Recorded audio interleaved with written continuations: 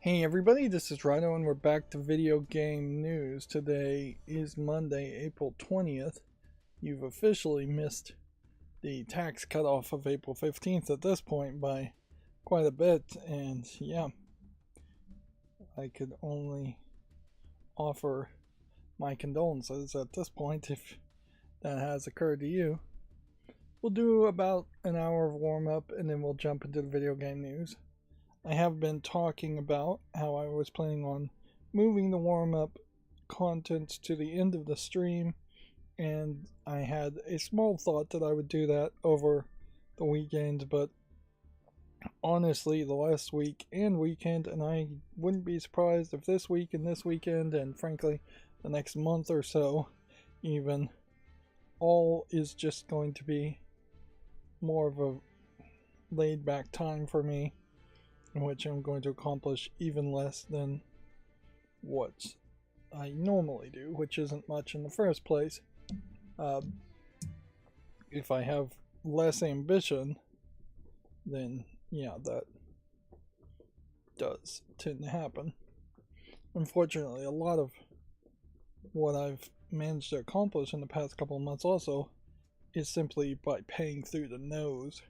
Just paying a ton of money to have somebody else do things more than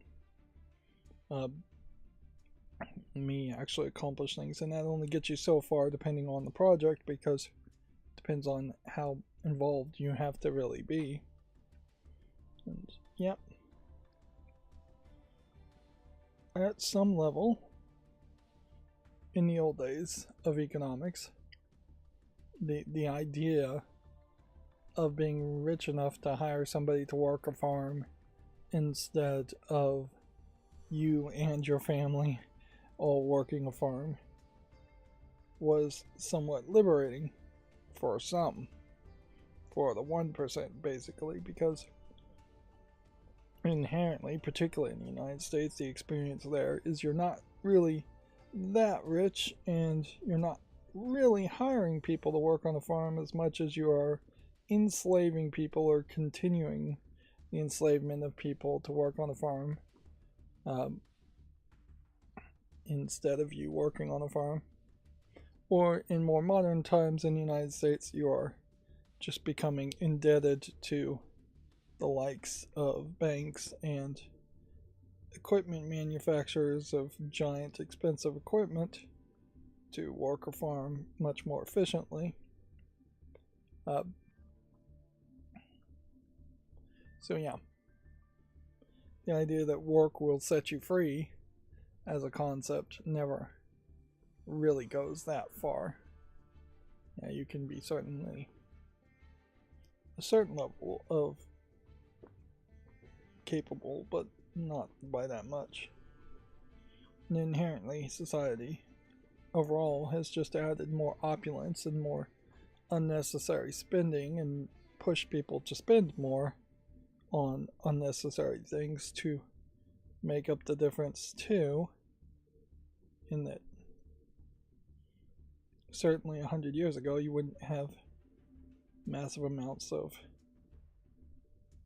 streaming services and movies and video games and all of that overwhelm to the point where people are buying more than they actually are consuming, which is my issue that certainly is hitting hard, to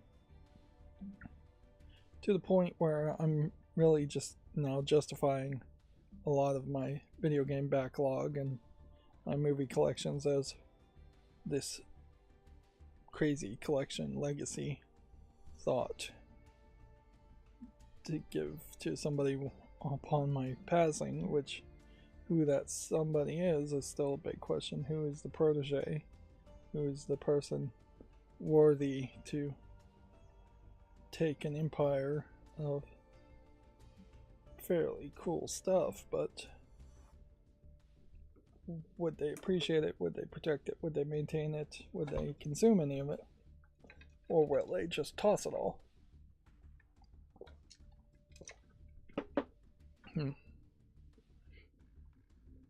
So, yeah. very little accomplished. We'll scroll down the Steam DB 24-hour peak chart there. Sorry, I was also doing Memento Mori's dailies while I was talking then. Which if I was going to do that, I probably should just have it on the screen, but that would mean it'd have to be installed on my computer. But yeah, very, very little accomplished. Just maybe moving one small pile of things into a better, more permanent place, changing batteries on my smart door lock. And yeah, that might really be about it. Trying to finish up one of the slideshow extra projects I started and should have never started, and put it into Google Photos. I found out that Google Photos will not count images against your storage if you upload them from a Google Pixel phone, which does make an argument to certainly everyone that just have a Google Pixel phone, even if it's like an old one that's not even that fast. But while I think I probably am going to stick with Google Photos instead of, say, putting it on Google Drive, which might be the better move, Google Photos for this project not really working particularly well. As far as I can tell, no matter what you name the file, none of the file name information is going to be ingested. So there are no thoughts at all put into a photo. Now, obviously, if these photos for the slideshow had metadata in them, that might be something that is ingested when uploaded to Google Photos, but otherwise, that seems to be very unhelpful. So while I can upload the photos, they are just uploaded as kind of photos that they do know what the file name is, but any kind of file name formatting where here's the name of the person, here's the location, here's the time, things like that, none of that is being processed, and that would have been fairly helpful if it was processed, because I'm dealing with roughly about 12,000 photos. Furthermore, on that, while that slideshow isn't huge, it is. No, it's huge. It definitely is huge. I would have a harder time finding a bigger amount for one slideshow. It is not very manageable in Google Photos. Inherently, I'm going to have to make a whole bunch of albums, breaking it up into smaller sections, which the photos are discrete subsections, different photo shoots. So it may very well be the case that there's just going to be maybe 50 or 60 different smaller albums that get all shoved then into one larger album. So there's still just a lot more work to be done.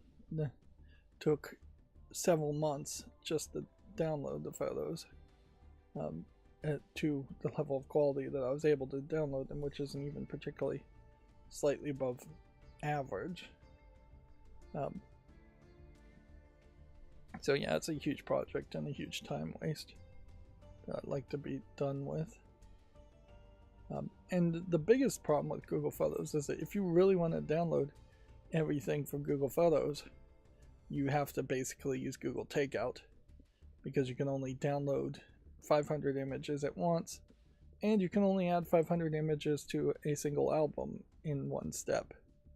So 14,000, that would be 28 times in which I would have to add all these photos. The good news on this, I guess, if there is any good news, is that there is still also a ton of just human eye error checking that needs to be done, so I do have a good excuse to keep it going. But yeah, I'm gonna probably end up with one giant slideshow and just a whole bunch of smaller slideshows. And there's like no real subfolders on that either, so it does create a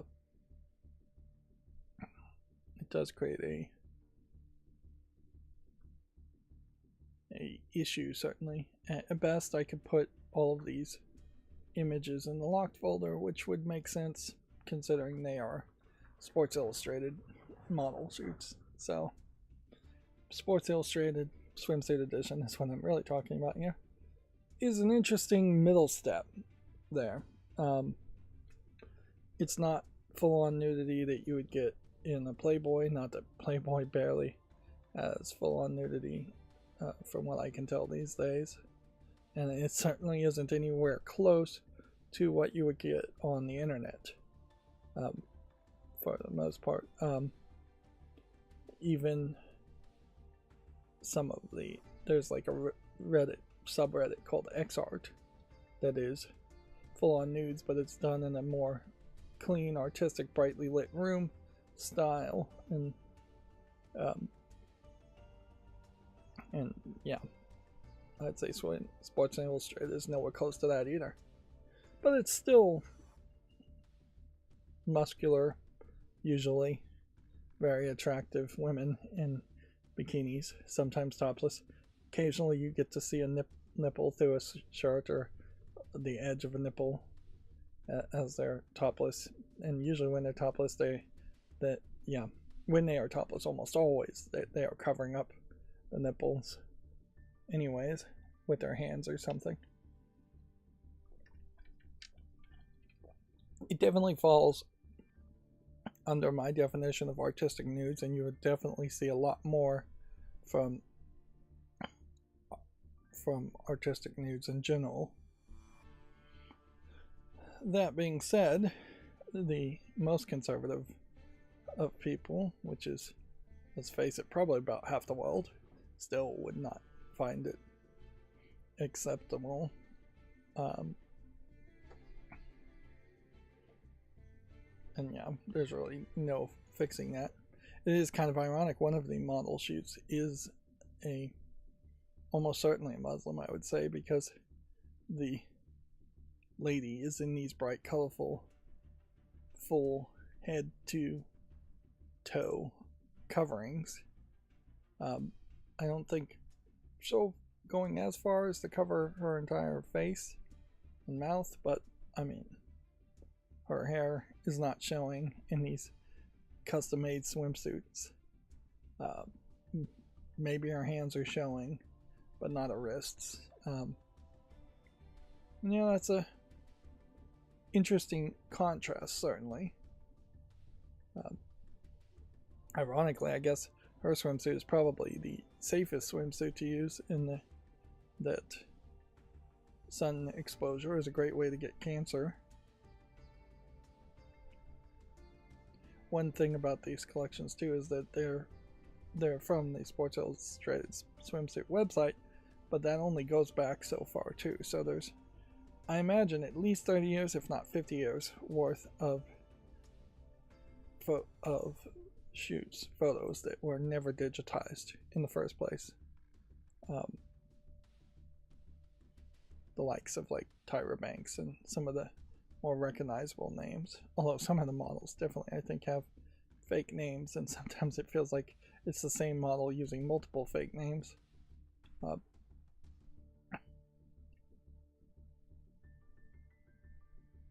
yeah, the general idea of the slideshow is that it would be acceptable enough in a slightly trashy bar, playing on a TV in the slightly trashy bar, playing in the on some kind of monitor in a bathroom. Like I definitely have seen similar types of images printed out and put on the walls of slightly trashy bars. Yeah. And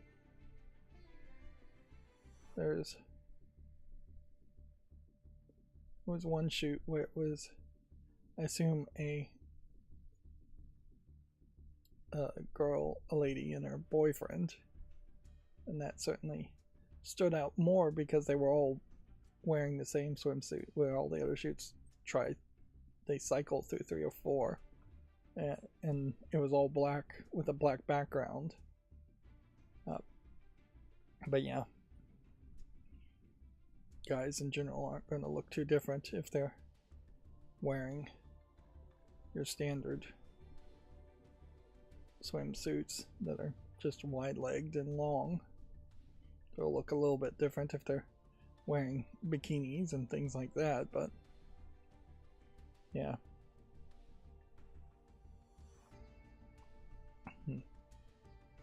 I'm not sure that male attracted audience is big enough for a male swimsuit edition to happen too often. It would be almost certainly more gay guys than women that would be interested in it.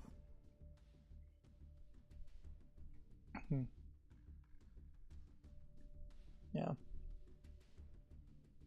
There is inherently also the elephant in the room around Sports Illustrated swimsuits, isn't it?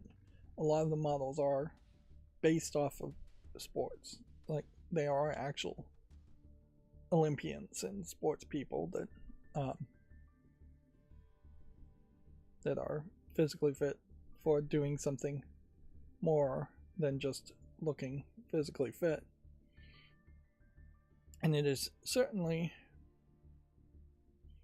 an odd admittance, we have to say, in that they clearly are getting more attention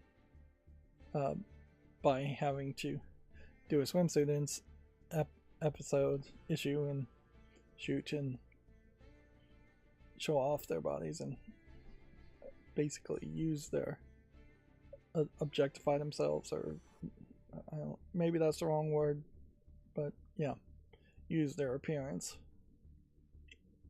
when they really should be getting more attention for their actual sports prowess. Of course, that is a bigger issue that's been going on for a very long time, and that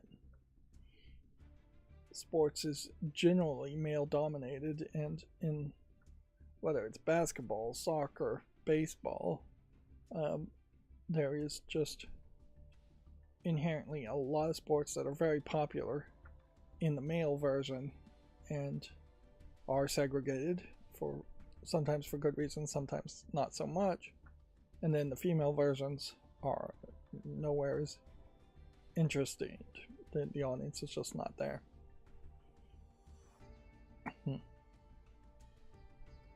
The only exclusions are when you get to like volleyball, where they're back in the swimsuits. There is a very primal, like, chauvinistic male mind who obviously likes those types of sports. The average football fan, I imagine, does have a certain level of primal male chauvinism, kind of, even if it's deeply buried still within him. And inherently, even if it's not the average viewer, it's the people who own and run the show, as far as football, baseball, basketball, things like that. It is the gym coaches, effectively, which anybody who's ever met an average gym coach knows that they are incredibly male chauvinistic and usually sexist. So yes, there is certainly a point of liberation in taking control of your own body and deciding whether or not you want to present it in Sports Illustrated, but then there is also a whole great society there, where whole greater societal issue is what I meant to say there, where it is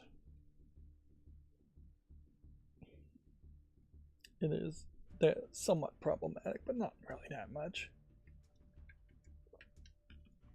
It's pretty natural to be proud of your body if it looks good, and it's pretty natural to like to look at bodies. And to deny such basic, obvious logic is to deny reality itself.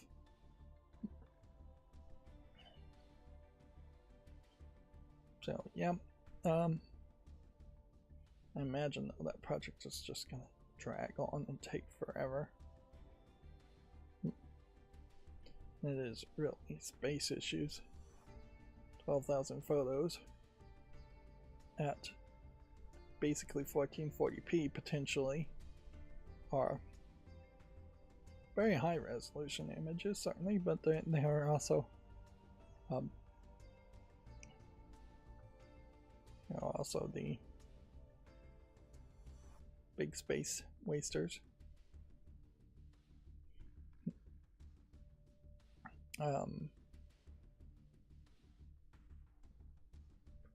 So yeah, it puts us in a interesting spot as far as two things I'm thinking about talking about and doing, neither of which are video games.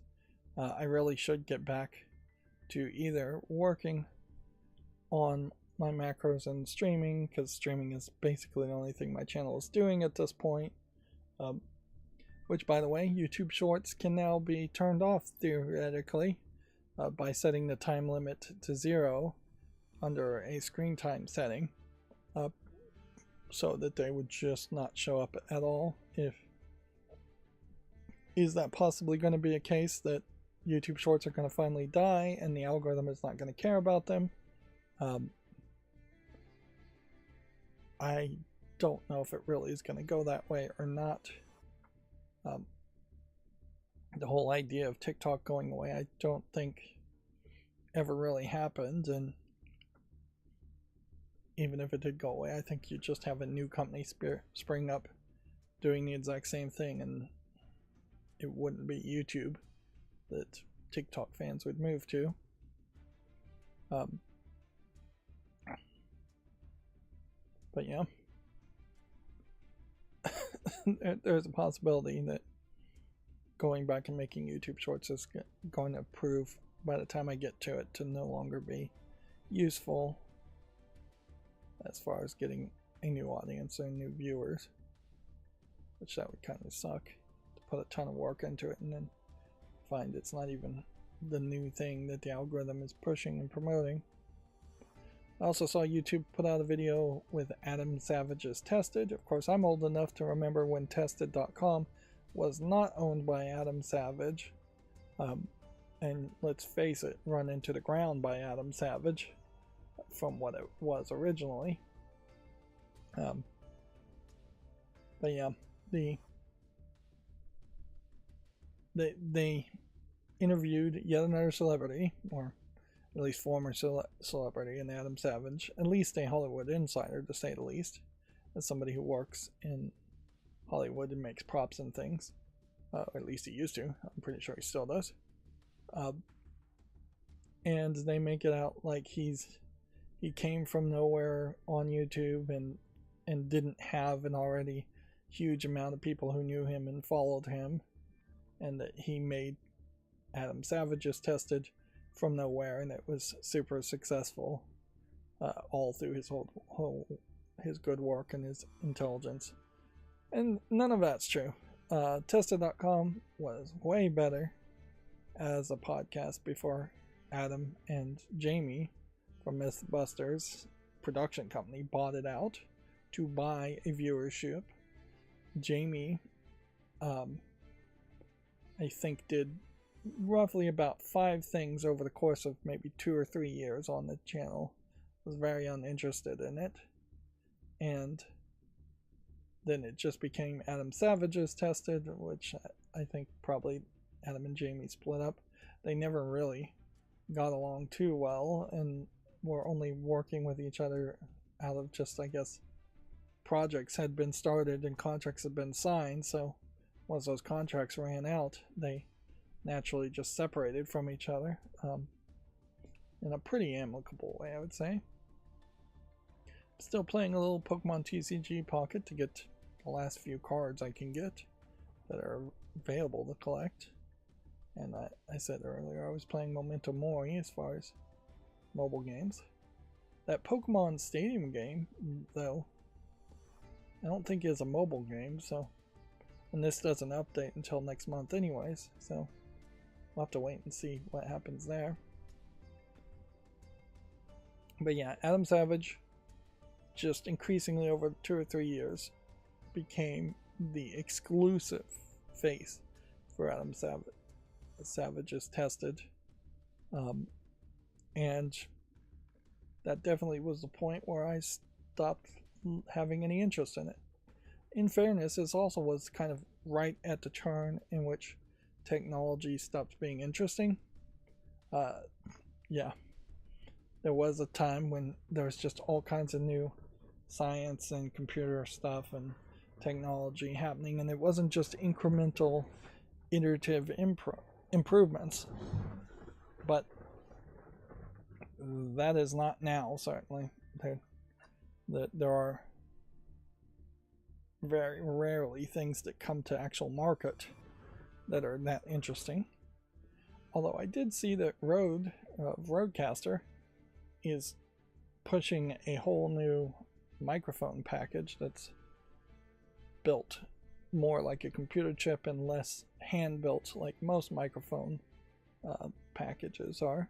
The film and the receiver and all of that to the core components of a microphone to pick up sound,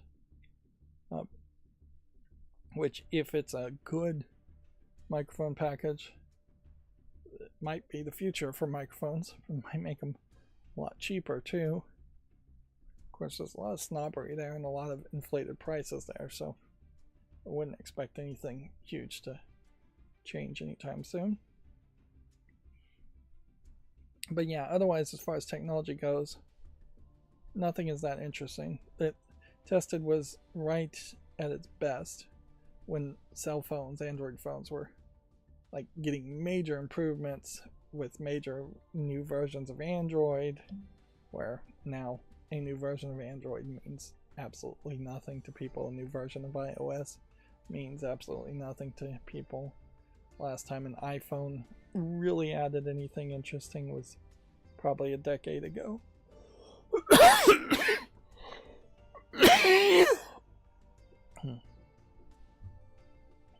Yeah, and Adam Savage took Tested away from really being focused around technology and sometimes science to being focused around model making and kind of different, completely different content, really. It's similar content. I wouldn't say it's too many steps away from what it Tested was, but it's not the same content. And inherently, the Will Smith of Tested.com, who's a white guy, left Tested.com and the podcast, and the other person on the podcast, Norman Chan, still is at Tested.com, and he's just like the person in charge under Adam Savage that runs all the other people who don't get to be on camera. In fact, it was only a month ago I saw that they came out with a secondary channel.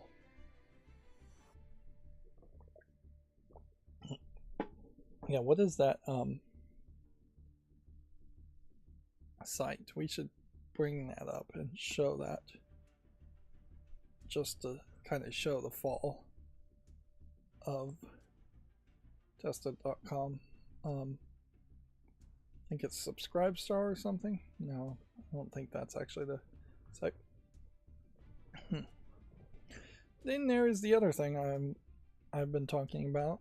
I'm right on the verge of finishing Supernatural. I'm on season 15, episode 11, which means there's roughly one more arc left to go.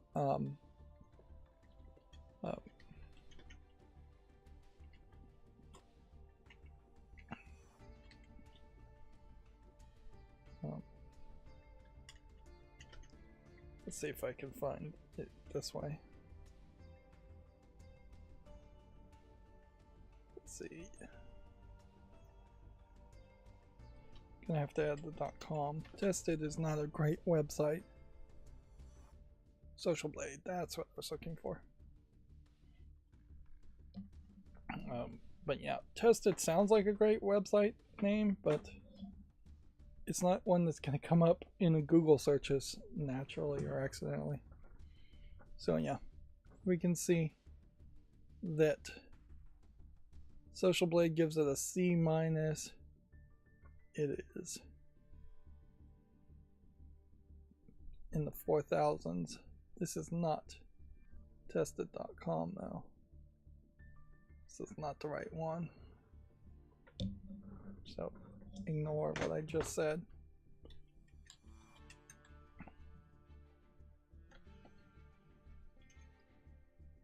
Yeah, they've changed the logo. Adam Savage is tested. That is a little bit more believable. But yeah, they're giving it a B rank. It is 64th in the tech rank. I don't know if that means much. But yeah. Certainly way more successful than me, with 7.19 million subscribers and nearly 2 billion views and nearly 8,000 videos. Let's see if we can go back in the past though.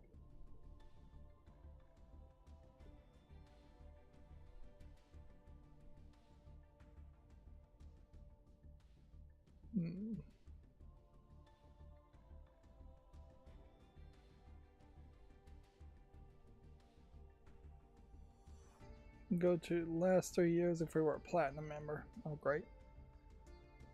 So yeah, you can't really go back very far.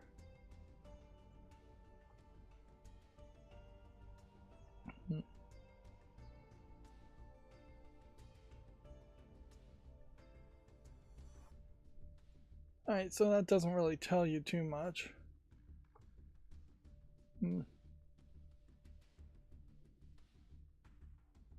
Let's see, I guess if we were going to compare this to something, you might do something like ratings, or would there be a better person to match as far as model making?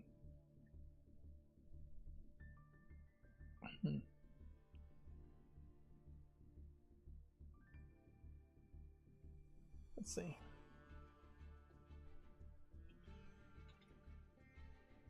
See if we can find Colin Furs. If I could spell his name right.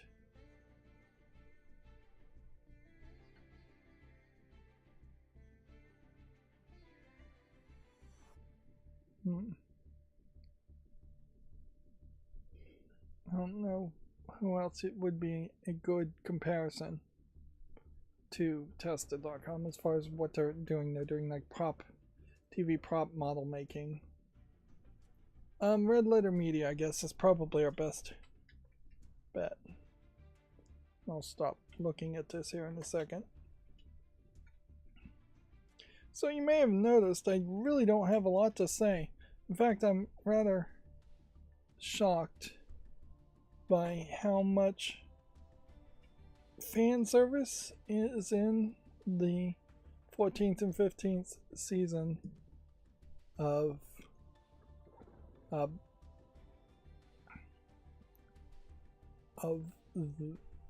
the Supernatural TV series. And by fan service, I don't mean they are showing nudity, which is usually what you mean when you say fan service a lot of times. I mean, they are literally just making episodes, answering questions that the fans probably have asked them at conventions at that point. I'm also shocked that Supernatural takes place in season 15 in 2020. So, yeah, the first Trump presidency is mentioned like once and then kind of never mentioned again. But then there are occasional, maybe 2 or 3 jokes where they say something that sounds like "Make America Great Again," but it's not really "Make America Great Again." It's something like "Make Witches Safe Again" or "Make Magic Great Again." They clearly didn't want to get too political. Although weirdly, there are also episodes where there's clearly an allegory of some very special episode type things happening in 14 and 15, where they're implying that Lucifer like raped Rowena, but they never say it at all. They just have Lucifer brutally kill Rowena and her being super emotional and scared after being resurrected by being brutally killed, which far too many people get resurrected, and they bring back characters in season 14 and 15, and it's just like, this is ridiculous. They bring back Lilith in season 15. It makes no sense at all, but clearly that's a fan service because Lilith barely did anything in the season she was in, so they did just want her to feel like she was more of a danger or more of a character in general.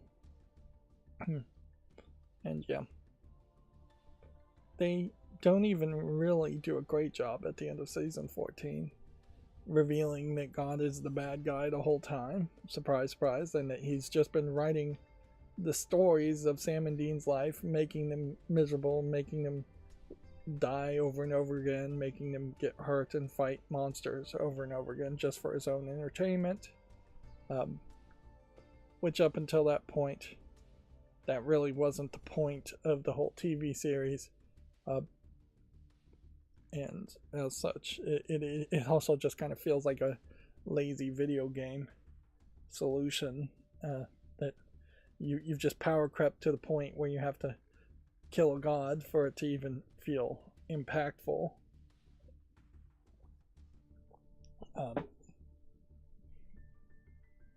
Yeah, I would say here, as far as Red Letter Media, it is funny that Social Blade gives it less, but then also this is not the right Red Letter Media either. Either that or Social Blade is just totally inaccurate, because it says it has only 8 subscribers.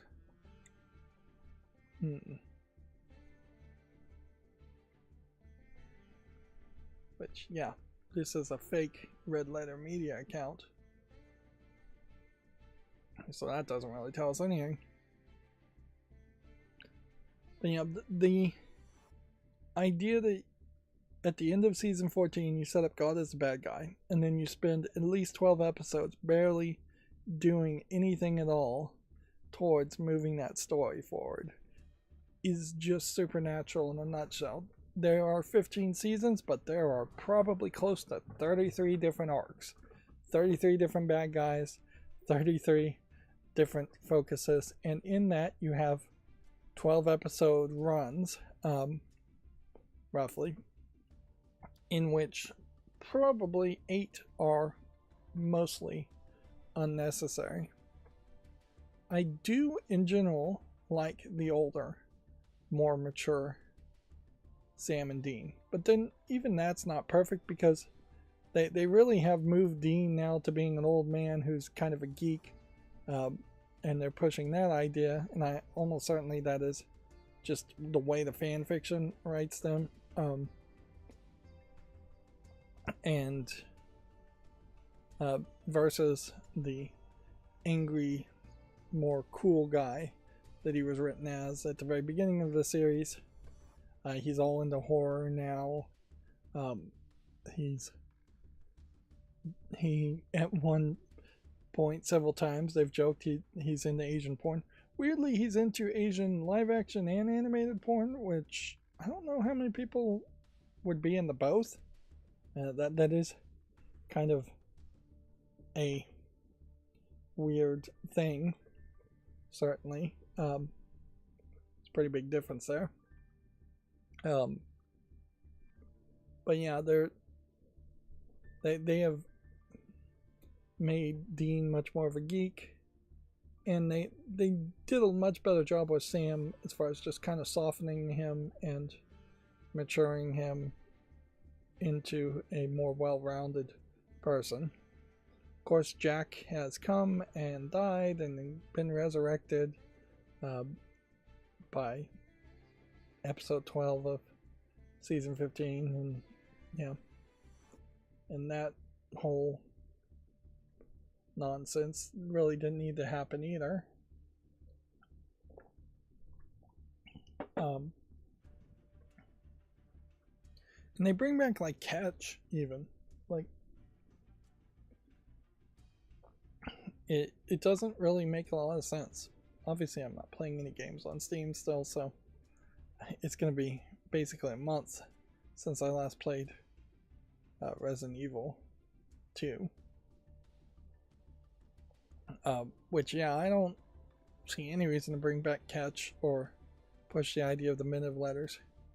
I think the general idea of the British Men of Letters is what I meant, was that they were going to be the science versus the magic, but pretty much half of all of their science still uses magic, and so it doesn't really go anywhere. This game is never really discounted, unfortunately. I've wanted to get it a long time, but some of these smaller indie games just kind of never go on sale.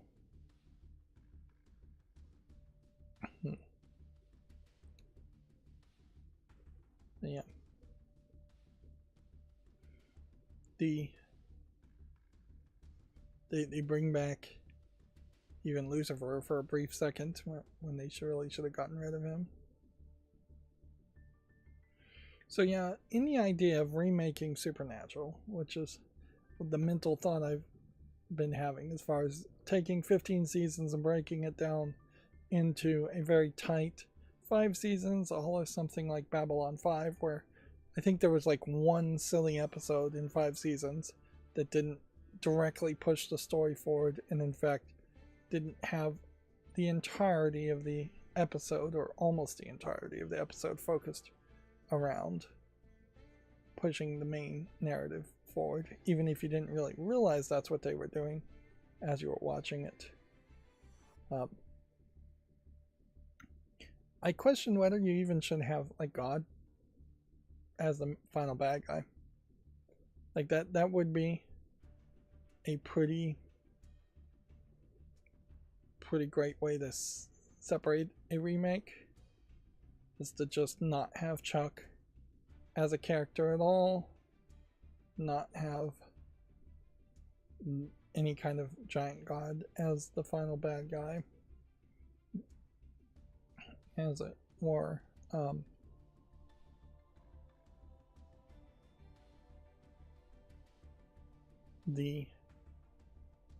What they're doing in the season 15 of Supernatural, the way it actually is just wrapping everything up, and so there is a decent argument that to wrap things up in season 5 of a remake and not really have a major bad guy, and just have a whole season around how things would end happy. Maybe even leave room for a sequel with a whole new series of whole new actors for 5 more seasons. A next generation type thought. Yeah. I don't know what you really do with Chuck / God as a character. Like, the power creep is just too high. The stakes get ridiculously high. There really was just no foreshadowing of that. There has been no foreshadowing in Supernatural at all for anything, really. So yeah, my general thought is, if you're going to remake it into 5 seasons, you would have Azazel, Azazel is the first main big bad guy in the first season. This is where you would have the bulk of your random monster of the week fights happen to Azazel, potentially just telling monsters where Sam and Dean are and setting up traps for them to be defeated. And by monster of the week I also include ghosts.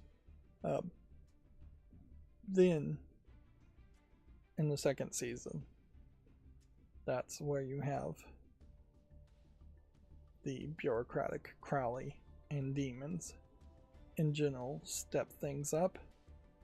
So maybe Lucifer is speaking to Azazel to cast a spell to release demons from hell for the first time in 100 years or something. I think that would work well as far as your season 2. And so you deal with Crowley, the bureaucratic leader of hell, running things, with Azazel maybe still running around doing something else. So you could have him still in the mix. Then by the third season, I think that's when you introduce witches and just humans in general as a concept being problematic and evil too. And then by the fourth season, that's when you release Lucifer and the apocalypse happens, and you see Lucifer just be this chaotic evil. And that's when Castiel and angels start to really show up. Maybe you can introduce Castiel in the very first episode if you really need him as a character. I'm not sure you really do. But honestly, it would probably make a lot of sense to have 4 characters as your main players in a remake. And so if that has to be Castiel and Sam and Dean, I don't know who the 4th character really should be. It definitely shouldn't be their mom or their dad, though it almost certainly should be Bobby. Yeah, otherwise you're going to lose Bobby as a character in total. If I was really going to make like a YouTube video around this, which I'm not, I would print out photos of every single person and then do, well, I probably wouldn't do photos, but and do live action video footage, but I'd probably make a slideshow with photos of each person and drag and drop characters as they go into being the same character. But yeah, Bobby could be your 4th character that you start off at the beginning of the series and take Bobby to the end of the series. I think that would work well. And honestly, it wouldn't be terrible if the tragic end of, or the cathartic end of a 5-season remake of Supernatural had Bobby die, like at the very last episode, and he was the only main character that ever died in the whole series. And that there just was no resurrection ever brought in as a concept as far as bringing people back. And the thing about, if you were going to make a 5-season remake of Supernatural, you would sign these people for 5-year contracts, and you would just do it right, instead of clearly what CW was doing, which was signing people for half-season contracts or 1-season contracts and then getting rid of them and then getting a replacement character to be basically the same character but a different actor with a different name,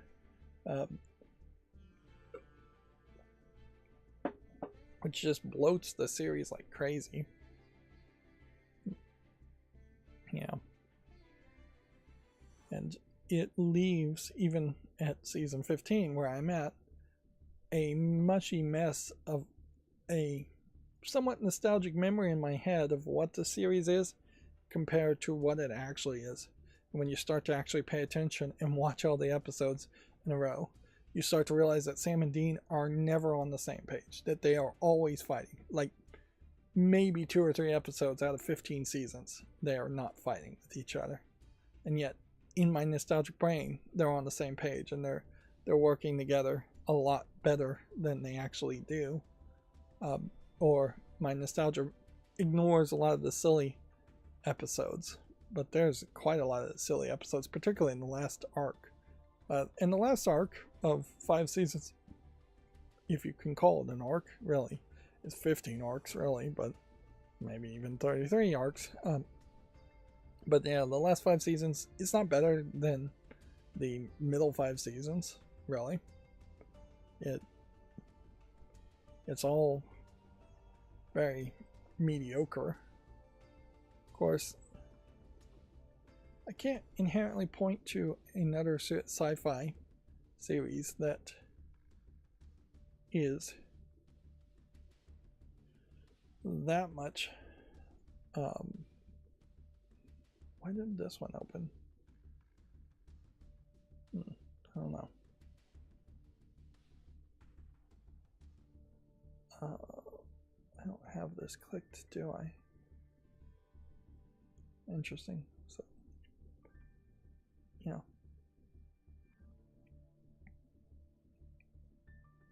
But yeah, I don't really have an example of another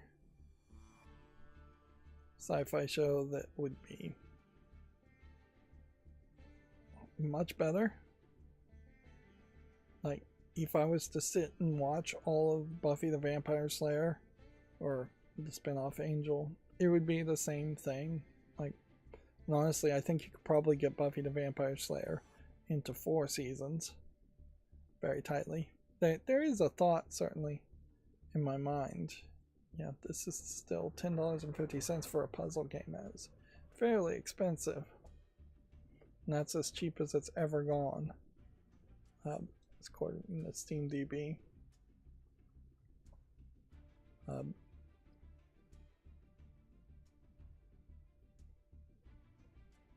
But yeah, the Charmed by far is not better than Supernatural. Of course, Babylon 5 is more of a sci-fi story, so I'm not. I obviously would say Babylon 5 is better, and frankly, maybe I'm just more of a fan of sci-fi than I am of fantasy, supernatural stuff. Because, yeah, I think you could easily overall say the episodes around the Battlestar Galactica reboot is probably better too than Supernatural. If you were just going to compare the great episodes to each other.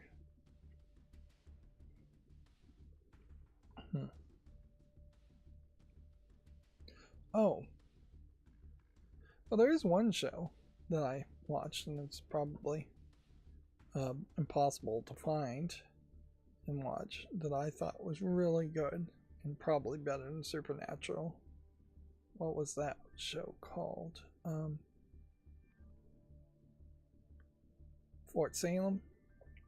Let's see if I can pull that up.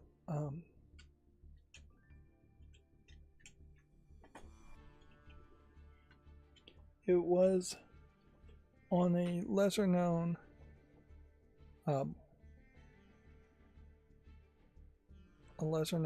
channel called Freeform.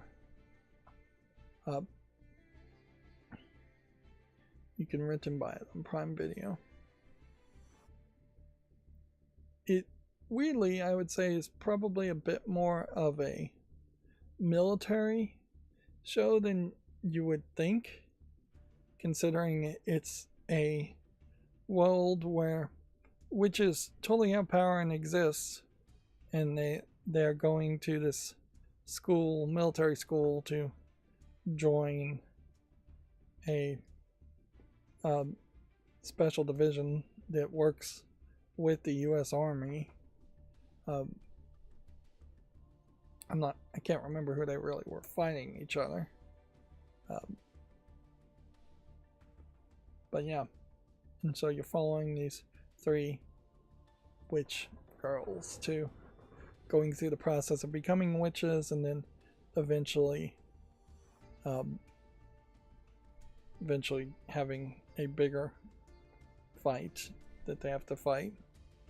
They have these crystals at the end of whips. It's one of the ways they fight. That is one of the things about Supernatural in particular, is that Dean gets thrown into things like crazy, way more than Sam. Like, clearly Sam, I think, broke his arm in like season 3 and then said, quit throwing me against things. So it was Dean that was just the fall guy. Way more as far as getting flung across the room.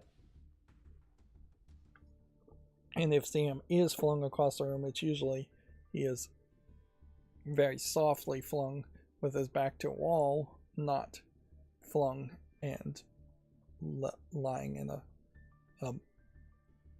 pool of lying in a mess like he's really been injured. So yeah, I think Motherland Fort Salem, that's the full name, was a pretty good series that nobody saw. I don't know if it went... I'm not going to go through all 269 of these photos. How many seasons did it go? 3, I would bet.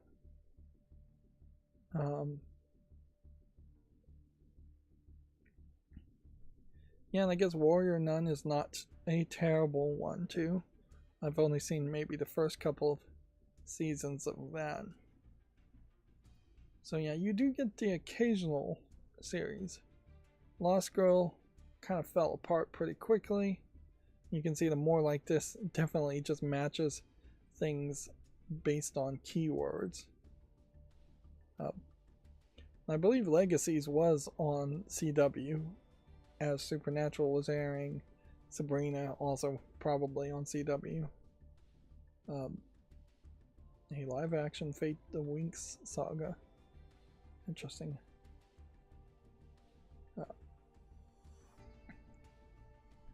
Stranger Things kind of falls apart, but it's probably not a terrible comparison to Supernatural. Of course, one of the things you can see with like Game of Thrones and Stranger Things is that they did go much closer to the 5-season arcs, and that let them go a little bit, do a lot better. I think Shadow and Bone, I think, is a decent one. So there are sci-fi shows, but then a lot of them just kind of fall apart, like Lost, Smallville, The 100.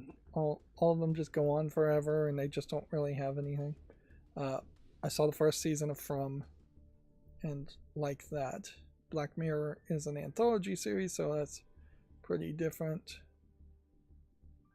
So yeah, you can also see how the algorithm there is pointing you back to the aspect of very popular, very well-known things here. They're pushing you towards fairly new things also. So yeah, Motherland Fort Salem only went 3 seasons. It probably could have done better with a with 5 seasons, but even at that, they are 10 episode seasons too, so they only are making like 30 episodes. Nowhere close to the 100 episodes you would want if you were going to go towards syndication.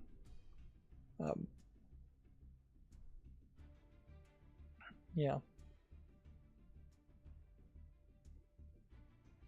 I would say Motherland Fort Salem is probably the closest thing to a show that I would say is as interesting, if not more interesting, than Supernatural. And a big part of that would be that it has only 30 episodes and it focuses exclusively on the important stuff. It's not shoving in silly episodes. Which that is the old way of doing things, certainly, is to let's do a silly episode. Let's do extra episodes. Let's drag this out forever. That is not what people want on streaming services, and that is certainly your new audience if you're going to have any kind of new audience. Certainly as a YouTube content creator, there's no scenario where it makes a good sense to do silly episodes or stretch things out. Yeah, maybe April Fool's Day videos, but even then, I think those probably hurt your views quite a bit to do an April Fool's Day video.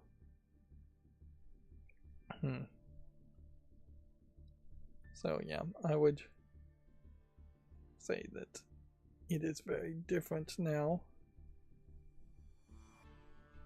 It is also very possible that Motherhood Fort Salem was right at the end of the idea of supernatural type shows being particularly popular, and right when we started to have a huge boom of superhero type shows, which I would argue now even superhero type shows are starting to fall out of popularity. I'm not sure what is really replacing them. I think in general it's just people are watching less and less TV or streaming services. Yeah. As I'm still thinking about creating a movie group, which I'm having problems with the website real good as far as trying to make watch parties. The button just doesn't work on my phone to like invite people and create a session, which if that worked, then I could have virtual watch parties like every week, starting this week, starting tonight even, if I wanted to. And I think that might be a very good, like, let's try this out first step. It's just virtual watch parties, and push people maybe to my Discord if they want to have an after party discussion or not.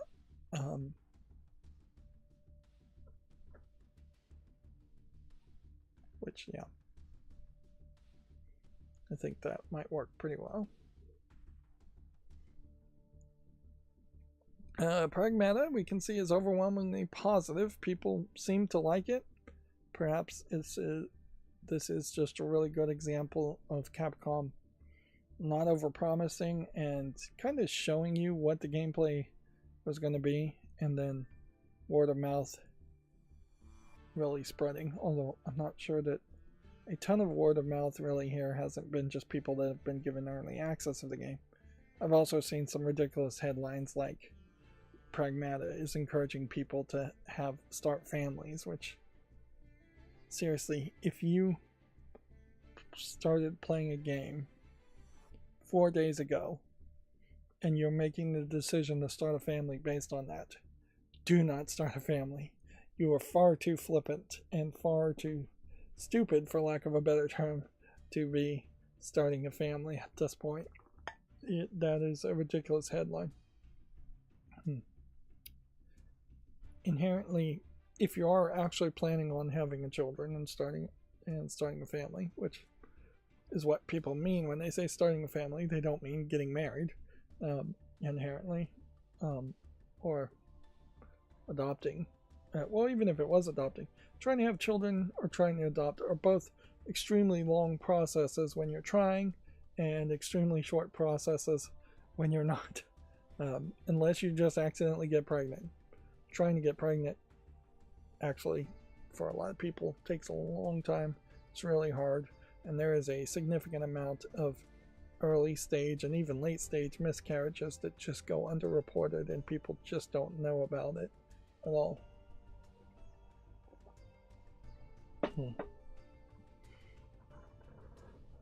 But yeah, it is a lot of work, and a single video game should not be encouraging you. Should not be a major factor, at least, in the decision to have a family. Plus, this is fiction, and you're making a huge mistake if you're confusing a fictional robot daughter with what actually raising a child would be.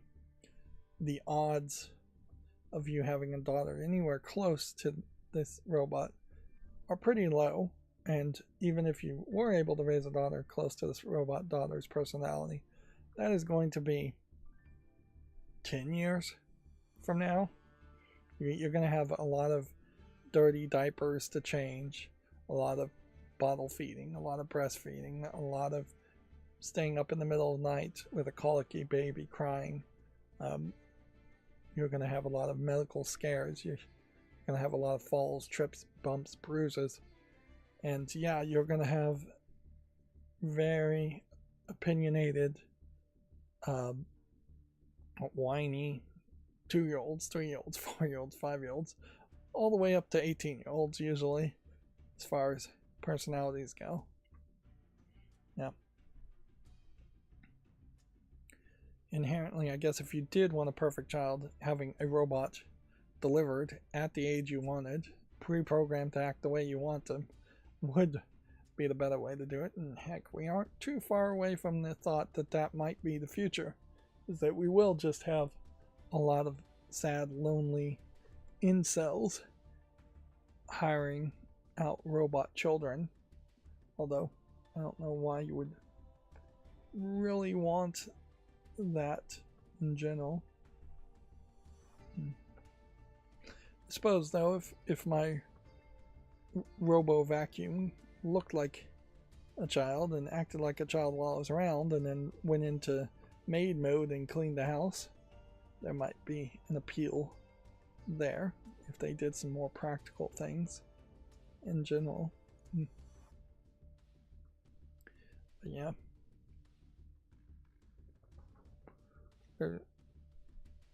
there's a big difference from playing a video game and actually having children, and that was a stupid headline that I saw. I'll move on because that's talking too much about it.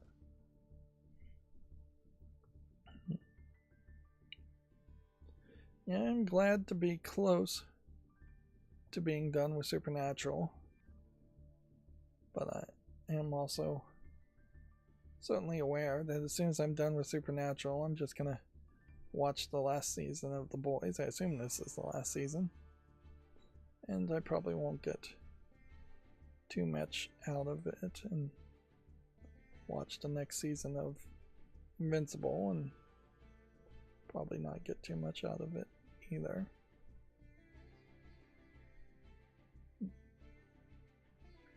Which, yeah.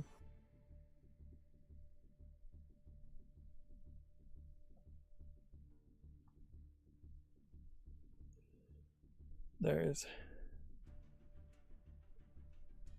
undoubtedly going to be something else that I'll just pick up and start watching that. I'm just spending way too much time watching TV. It kind of feels like I'm just moving away from playing video games for not really even a good reason. It's just like, hey, you've replaced one hobby with the other, and one of them was your YouTube channel, and then the other is something you can't do on YouTube, which is really review movies or talk about movies too much. You can talk about them certainly, but you can't really get clips or things like that. And with that limiting factor, you do have less you can really do. Although I have been seeing a content creator do an interesting thing with horror movies, where he makes roughly about 10-minute videos from a series like Saw or Friday the 13th. And he just says, like, here's the one thing I would change that I think would most improve the movie in this series. For like Saw 1, for instance, he suggested getting rid of all of the scenes that don't take place in the bathroom. But yeah, in fairness, I kind of agree with him, because those are the easily forgotten scenes of Saw 1, is when you have the memories, the flashbacks things like that being shown. Most of these fests and sales now are centering around you buying things with points. Very rarely now are we getting any free things for the smaller fests and sales. Yeah, we're getting too many fests, in my opinion, but why not? It probably doesn't hurt sales any to have too many fests. Still no Steam Decks available in refurbished states. And still people playing their Steam Decks, playing perhaps a slightly divergent list of the top 100 games that people would be playing in general. People playing Pragmata on the Steam Deck. For the gameplay style, that makes sense. For the visuals, it probably doesn't make as much sense, but I don't think people really care about the visuals anywhere as much as game developers thought.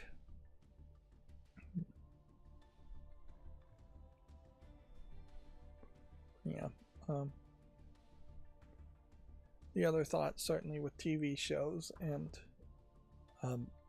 movies, was the old system of just yay booing. Thumbs up, thumbs down. It's basically all. What was I assume the phrase 2 thumbs up is still copyrighted. It was crazy that that was the case. And I guess if you could get 3 people or only 1 person on a movie YouTube channel, you could do 1 thumbs up or 3 thumbs up. But then if it was 3 people and 2 thumbs up and 1 thumbs down, that would be weird. Although, also I think movie channels, and I think most YouTube channels really should just be focused around 1 person. There's going to be 1 dominant personality, regardless of how many people are in the channel. You can only tamper that down so much with just having a lot of people. Red Letter Media has like 2 dominant personalities, I would say, and then a selection of 3 or 4 other friends that pop in and pop out.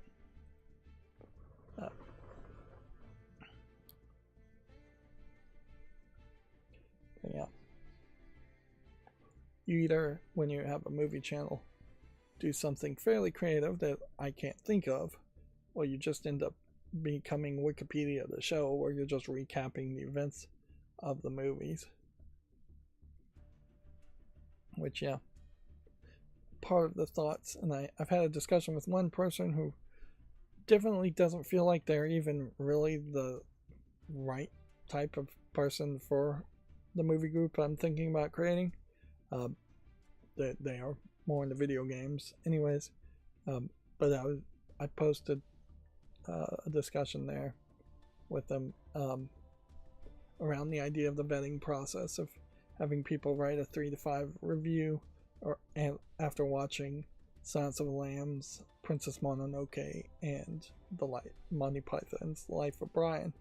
And I specifically picked those 3 movies to kind of give a little bit of friction to people being brought into an inner circle for a in-person, face-to-face type movie viewing experience, which does, I think, really require vetting, because it would be in person in my home, and I don't want a bunch of either people who are just boring and aren't going to say anything, or people who are going to cause actual trouble. It is a very different experience sitting alone watching a movie versus having up to like 20 people in a house sitting and watching movies. Which, that's a big reason why I don't go to the theaters, is that it often is not. It's often disrupted by bad moviegoers who are talking, making noise. Not always, not even that often, but it can happen certainly, and it's often very expensive, the tickets to movies these days too. But yeah,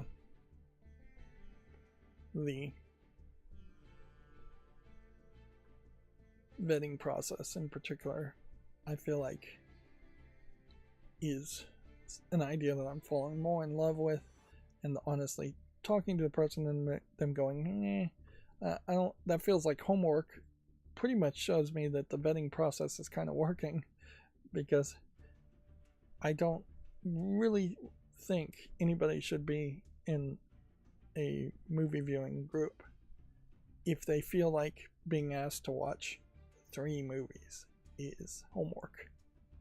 Because it's just saying, hey, you don't like to watch movies enough.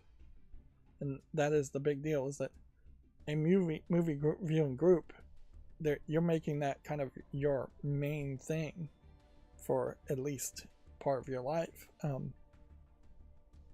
And so, yeah, it is not, I think, crazy to ask to watch some number of movies. 3, maybe 1 too many. But I mean, if I brought it down to 1, even, and people weren't willing to do that, then they're just not the right type of people for a movie group. I mean, it's just that simple. The same thing I see happens on like Facebook groups. You'll see when you apply to Facebook groups, a lot of groups are just super open and super welcoming, and then you get a lot of spammers and a lot of people who are just trolls. And then you'll have Facebook groups where they'll ask you to answer a few questions before you're approved, and that will reduce the spammers and trolls by a little bit, even if the answers aren't even really vetted that much.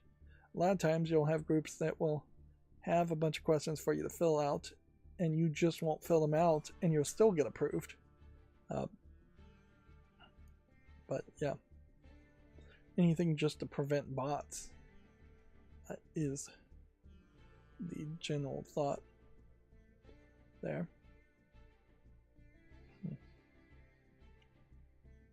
But yeah, I don't know a better vetting process for a movie group than asking people to watch movies. I mean, it seems to be the most obvious thing there. And certainly if I was to go very specific and say, answer these questions about these movies, they may very well have not seen the movie, so you're still asking them to watch the movie at that point. And yeah, the movies I picked were very specific movies, because certainly I could pick dozens upon dozens of movies that wouldn't tell me too much about the type of viewers people are.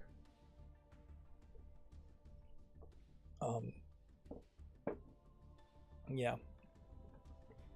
Die Hard 1, 2, and 3, for instance, if those were the 3 movies in the vetting process, all it would tell me is that you like Die Hard movies, or Bruce Willis movies, or action movies.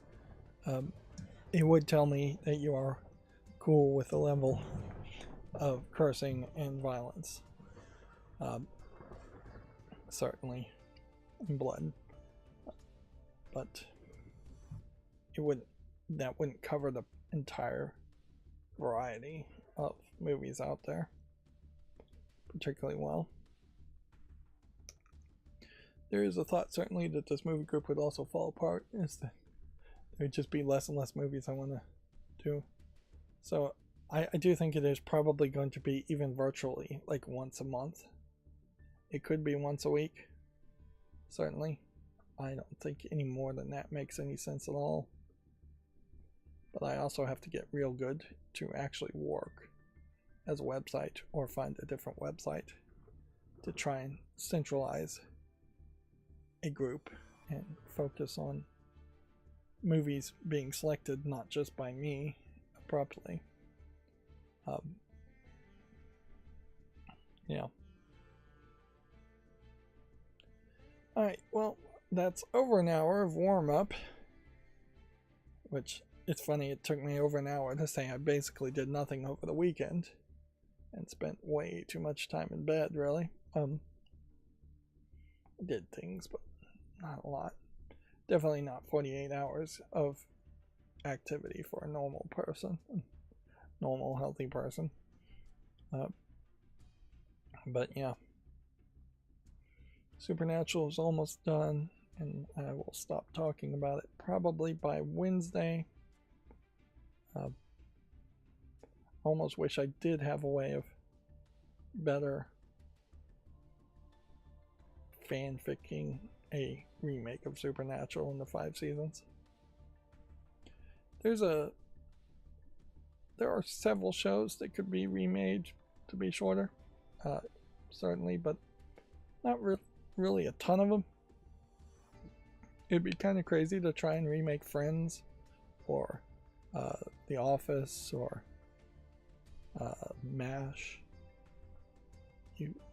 Like a lot of old shows in particular kind of would just not make a lot of sense.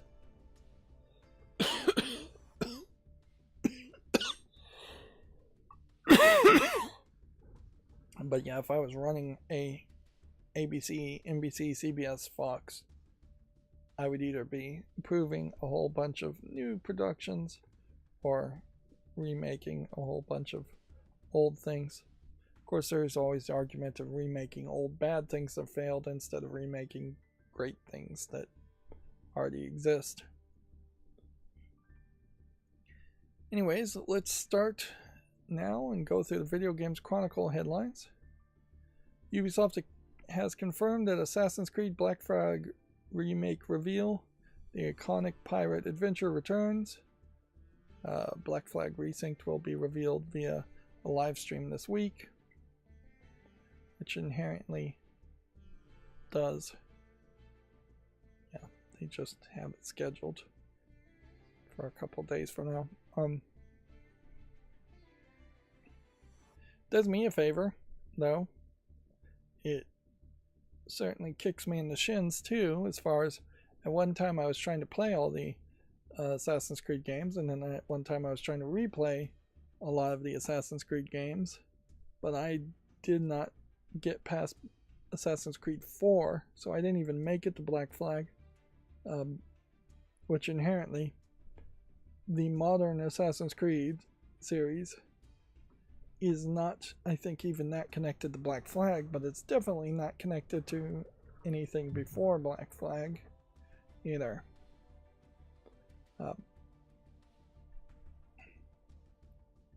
Yeah. No, I didn't get to 4. I got to 3. Assassin's Creed 3.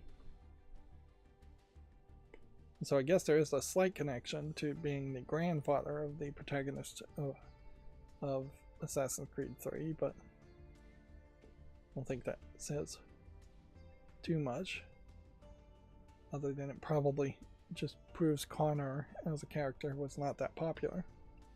And none of the characters have been that popular since Assassin's Creed 2.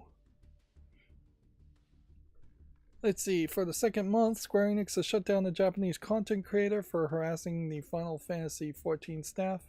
A news blogger and video creator have both agreed to paid compensation. I do think there is a level of just very angry, very crazy Japanese people in particular out there that are just like obsessive fans. This is probably not the way to do this, but it seems to be the new Japanese way of doing things, is to do it very publicly and very legally. Particularly since if you can get the Japanese police to do anything, they can hold you without charges for like 45 days. And most Japanese people just admit guilt immediately because the system is so stacked against actually defending yourself. It almost certainly is a growing huge erosion of free speech, and free speech has never been super popular amongst Asian countries as far as being protected. That being said, there are, like I said, a lot of crazy super fans, people that have started fires and burnt down buildings and attacked people physically. So there's potentially real physical threat versus just verbal threats. And yeah, a big part of this is just leakers too. They're calling it harassment, but really many companies are just upset about leaks getting released. Which, speaking of leaks, I think there was an entire Avatar: The Last Airbender movie that was leaked in its entirety before being released. I think, and part of the reason why it was leaked is because it was going to go to theaters and it got pulled to theaters, and then it was going to a streaming service, and I'm not sure if it got pulled from the streaming service to the point where it might have been questionable whether it was going to come out at all. But yeah, Avatar: The Last Airbender fans would almost certainly be Western fans.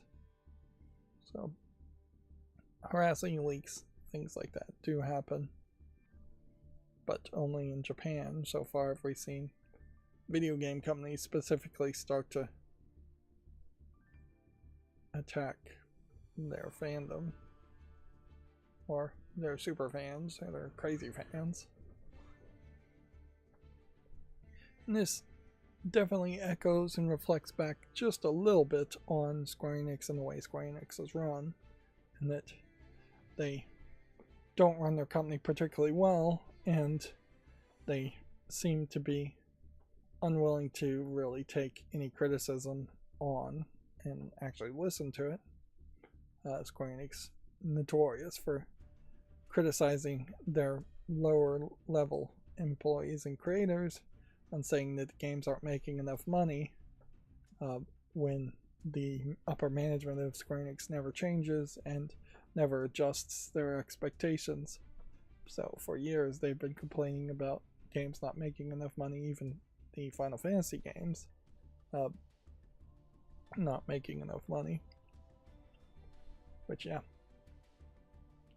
spoiled, I guess is the word to use. Square Enix upper management seem like they're spoiled, and it definitely would be relatable and understandable if the upper management are spoiled, that they would also attack anyone who criticizes them.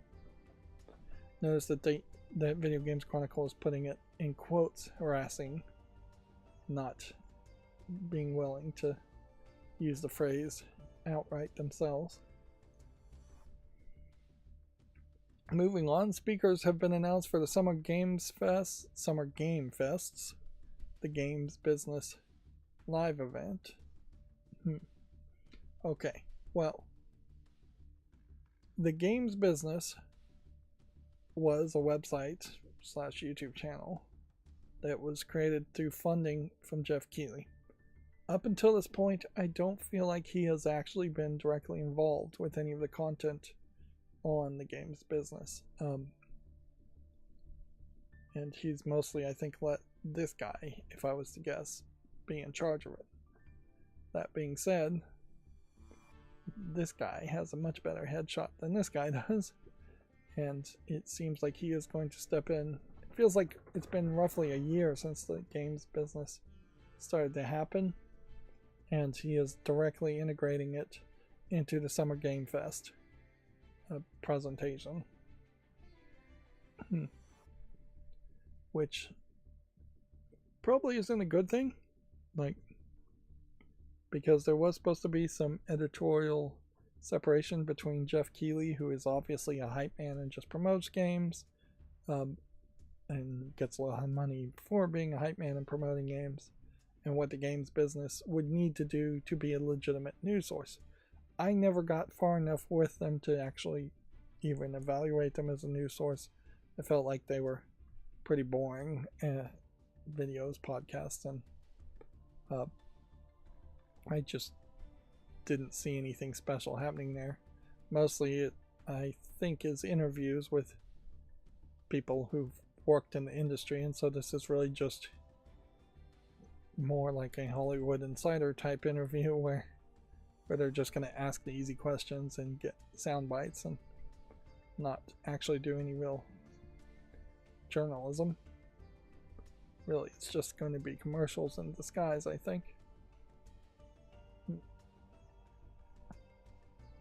So yeah, this live event I imagine will happen either right after the Summer Games Fest or right before, and right is probably the wrong word. I wouldn't be surprised if it is like before Summer Games Fest, but there are several other live streams that happen in the middle, or at the end of Summer Games Fest, but there are several things after Summer Game Fest first, because this is going to be pretty dry, boring stuff.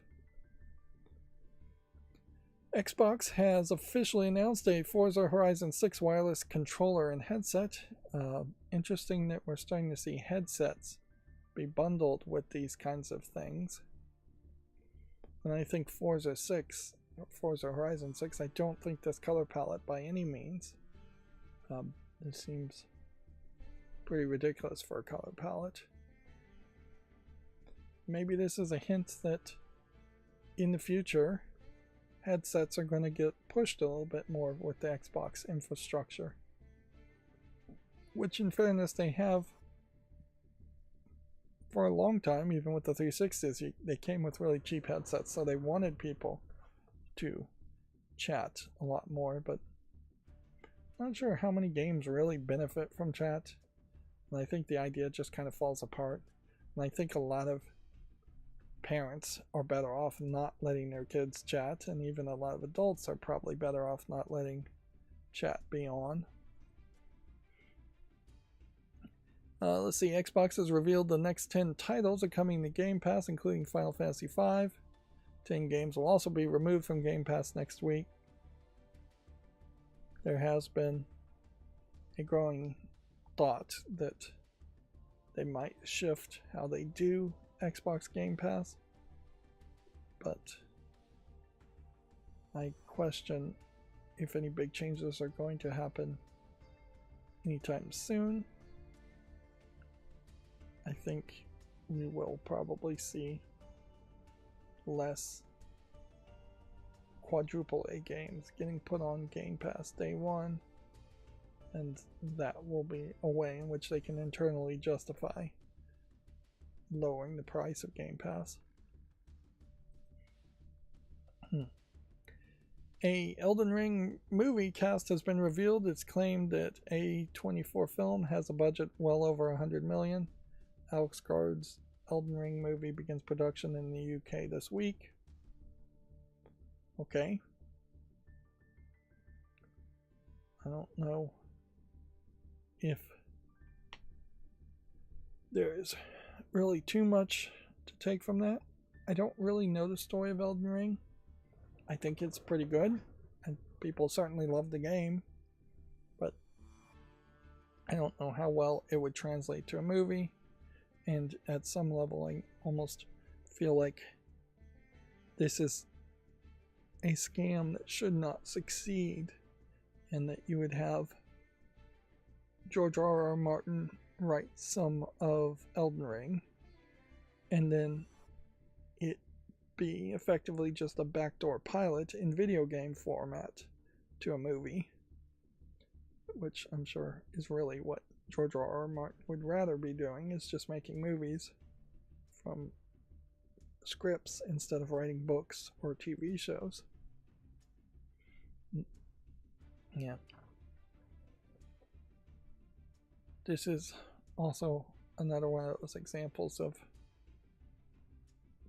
where I just don't know what you get out of a movie. Well, I assume it's a live action movie, since there's a cast being mentioned. Yeah, what do you get out of a 2-hour movie as far as the story being told in that form factor versus playing the game? Maybe in the case of Elden Ring, it's too difficult of a game, and so a 2-hour movie is more digestible for a large audience, but I don't know if that's really the case either. I would much prefer video games be made from old movies, once again, than video games being turned into movies.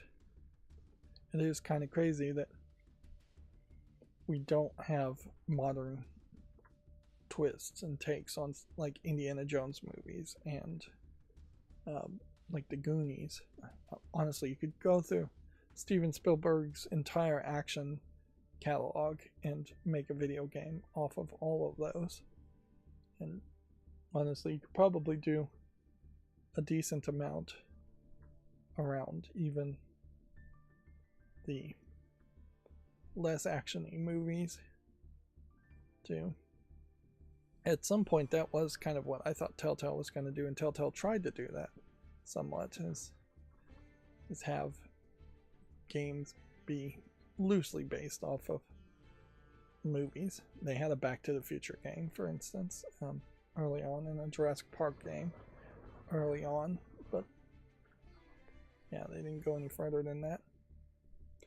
Yeah, we are not at the point, but give it 10-20 years, we will probably start to see Hollywood production studios go out of business, and unless those movies just are public domain at that point, I wouldn't be surprised if you see the likes of Microsoft and other big video game players, if they still are big video game players, just acquiring Hollywood studios, or at least acquiring the rights to the movies themselves and just using those ideas to make video games. Not that movies inherently make great video games as concepts. You definitely would have to add some more spice to it than that, but it would be an interesting start, to say the least. I mean, look here, we're about to have a Hellraiser video game come out, Hellraiser Revival, and for fans of the Hellraiser series, that's fairly exciting.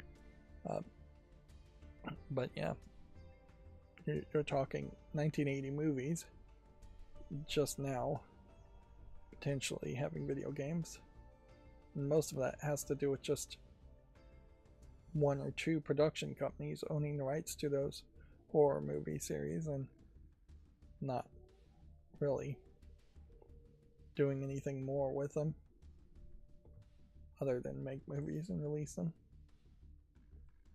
Moving on, let's see. Polymega Remix, a legal way to emulate your retro games on PC, is shipping next month. Players will be able to copy their physical CD and cartridge games and play them on a variety of devices. I assume what this is doing is some kind of streaming. And inherently, the legalness there is questionable depending on where you live and whether there's any encryption on them. If it is the case, this is also a $450 console / PC. If it is the case that it's a more modern disc, it's going to have encryption on it, and breaking any encryption in the United States is a violation of the DMCA. It probably shouldn't be, particularly for encryptions that have long since been broken. So that's not going to save you. The good news is likely nobody's going to come after you unless you're hosting things, putting them up on torrents or something like that, which, let's face it, for most games there's no real reason for you to host things or share seed things on torrents.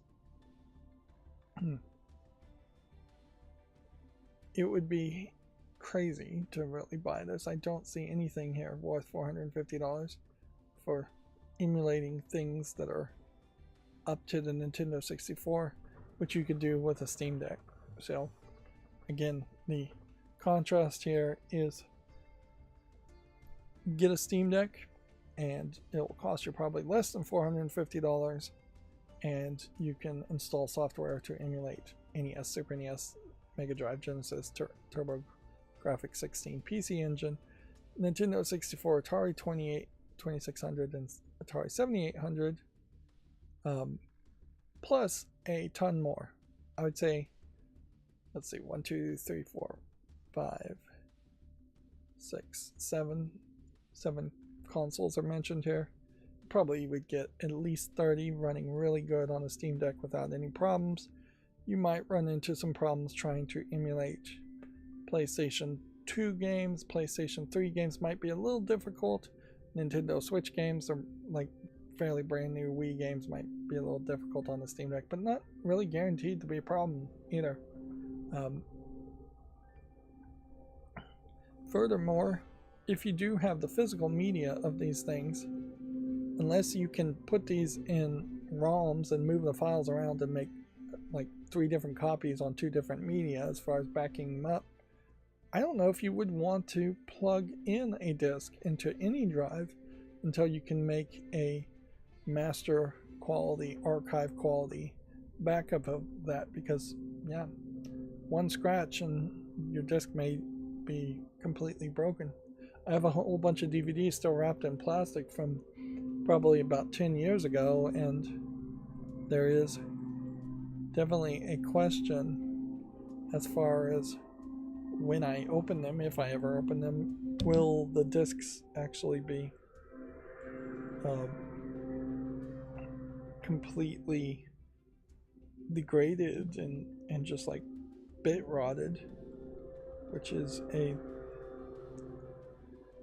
question. I hope it's not the case. I don't know if keeping them wrapped in plastic protects them more or makes it worse, but yeah. Cartridges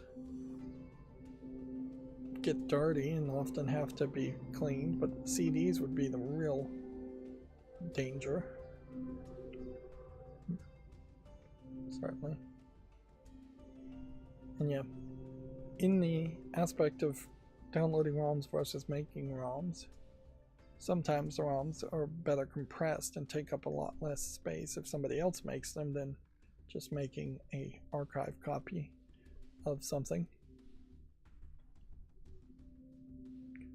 And almost certainly the emulators running on these are just open source emulators. Like there's nothing special there. For $450, you'd think maybe it would have an FPGA and just be as close to accurate as far as what it's actually emulating. But I wouldn't be surprised if it doesn't have an FPGA in it either. The thing about FPGAs as far as emulating is that writing the hardware to the FPGA takes a while. Could take like 5 minutes. So it's not just going to be instantaneous. You jump from an NES to a Super NES game and then back to an NES. It could be 5 minutes to write an NES hardware architecture to the FPGA, then play the game, then another 5 minutes to a Super NES to rewrite the architecture, and then another 5 minutes back to an NES. Again, something that wouldn't be a problem as far as emulation. It would be pretty much instantaneous. There is also a certain level of organization one can do with something like Emulation Station or another launcher, in that they have built-in scrapers to bring in metadata about the games and label them, sometimes download videos of short snippets of gameplay, background music, icons, logos, things like that, which certainly can make things look a lot better too, and just more appealing in general. I would also make an argument that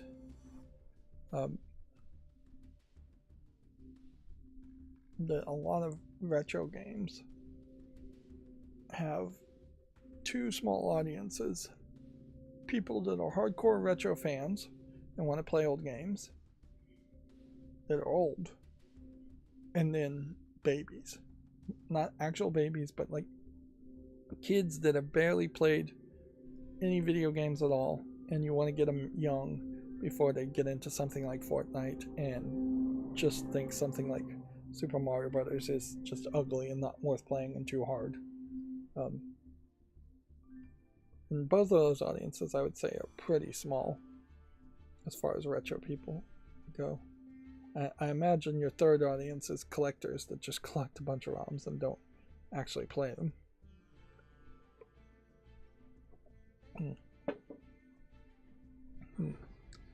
Moving on, Shuhei Yoshida says he was, quote, fired from his role as PlayStation Studio president because, quote, he didn't listen to Jim Ryan.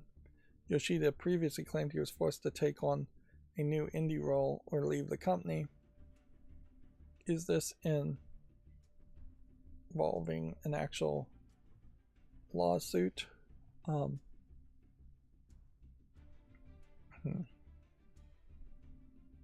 He quit Sony after 31 years at the company.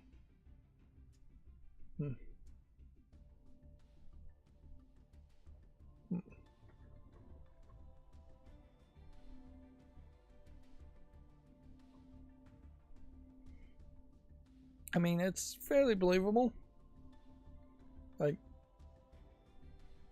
and certainly it's a case in most jobs that people will be fired and the company will say, well, we don't use the word firing, we let go, or we transitioned it, or they, particularly in Japan, soft fire people and force them out of boredom to quit.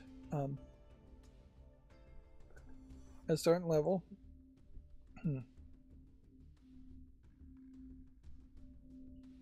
there is a certain level of probably he should have been fired. Like, he's saying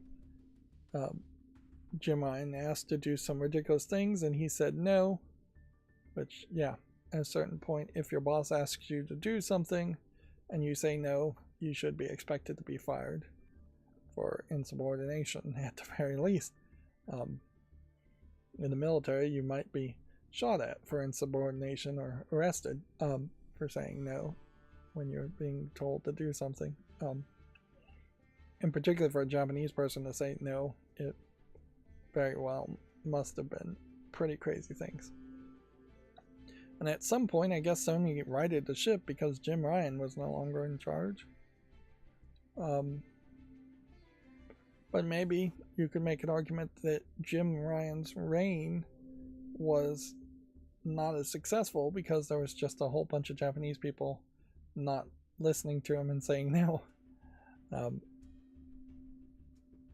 But yeah, the new person in charge of Sony doesn't seem like they're doing anything new or interesting, so I wouldn't be surprised if there's just a whole lot of people who are not on board and not really interested in doing anything. People get fired, and frankly, it happens a lot more than it gets reported on because people are embarrassed by being fired. Only when you're fairly successful or retired can you come back and really admit it, because you're always looking to potentially get rehired or work somewhere else, and being fired in general is a great way to not be hired somewhere else. Which is crazy that one company trusts the management style of another company, considering how badly the management style of most companies are. But yeah, you definitely don't want to have to admit on a resume you were fired somewhere. There's an AED here. I think AEDs, I will point out as a side note, should be in everyone's home. Unfortunately, at least in the United States, they don't offer that through health insurance, and perhaps it is a little crazy to have one inside everyone's home, but not that crazy. They have gone from defibrillators that an ambulance person would have when they show up 20 minutes later to AEDs being required in most businesses and hospitals and things like this, and being automated. That's what the A stands for.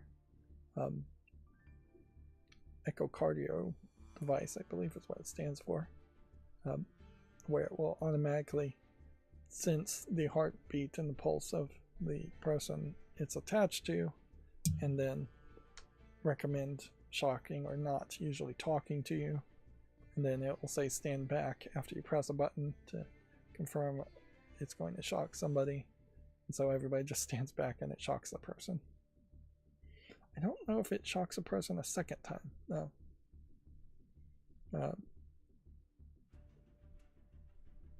I don't know how many shocks would be in their batteries, since it's probably close to 50,000 volts that it's putting through.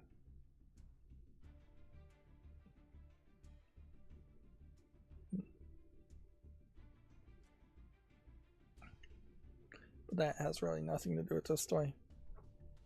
It is a very, very non-Japanese thing. We're starting to see these older Japanese people just stop with the old style of being like Japanese to a suicidal level as far as their career is concerned, because the idea of falling on your sword and taking the blame for upper people is just not being followed here. And maybe that is because it's not a Japanese person, but I think it might very well just be the trend that the old ways of thinking and doing things in Japan are starting to die, even with the middle-aged Japanese people. So there may very well be the beginnings of a revolutionary way of thinking and doing things in Japan, which probably is a good thing. That being said, you never know when there is just going to be a massive pushback against that through the ultra-conservatism that is the Japanese society of old people and their ultra-conservative government. Moving on, Dragon Ball Xenoverse 3 is finally coming, with designs from the late Akira Toriyama. The first sequel in a decade was revealed at an event this weekend. One would assume there can't be too many sketches out there from Akira Toriyama left, so I wouldn't expect them to make the same claim for a Xenoverse 4. I'm never that familiar with the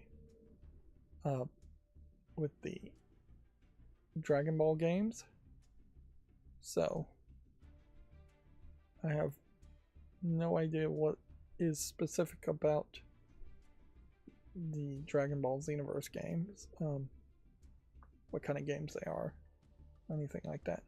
This animation here is showing what I assume is a future point in the Dragon Ball universe, perhaps like 1,000 years in the future or anything.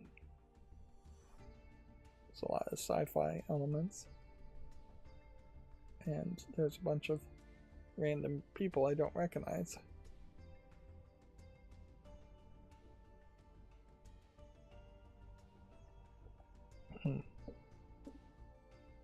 Looks like they're going to go into some kind of virtual reality world of some sort.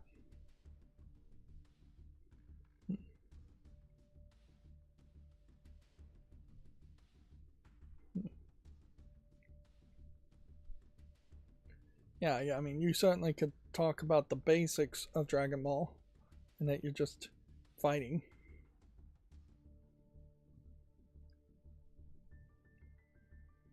It does have more of that Akira Toriyama feel to it, where it's not Dragon Ball Z, where it's just edgelord fighting alone, but has a level of adventure in the thoughts too, as far as what you're going to see and do. Which, yeah, there is a pretty big difference from what Dragon Ball was, as far as being more of a kid-friendly adventure series, and what Dragon Ball Z turned into, which was just tournament arc after tournament arc after tournament arc of a fighting series.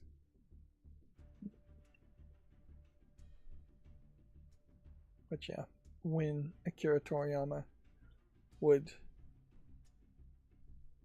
be involved more with the developments of later Dragon Ball things, like I think GT was one he was more involved with. they often would go back to the more younger kids adventure type experiences and not the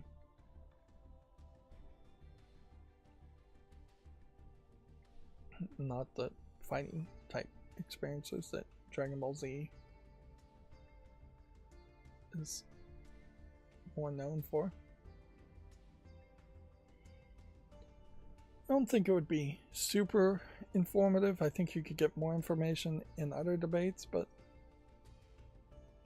it wouldn't be the worst bit of a debate to have anime fans of Dragon Ball argue with anime fans of Dragon Ball Z. Because, yeah, you're going to get a slightly different audience there.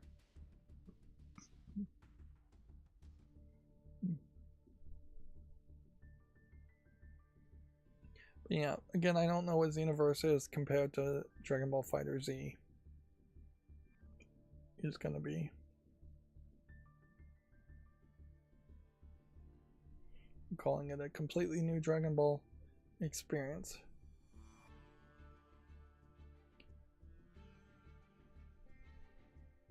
Let's see. Moving on, as The Legend of Zelda movie wraps filming, its cinematographer shares a new look at Link. Let's see. Gulia Pados also worked on 2 of the Maze Runner films with Zelda director Wes Ball. So yeah, these are all fairly young actors and actresses. I guess they're just all going by actors, I think, these days. So I don't really recognize them. Yeah, and I'm really question the value of making a Zelda movie.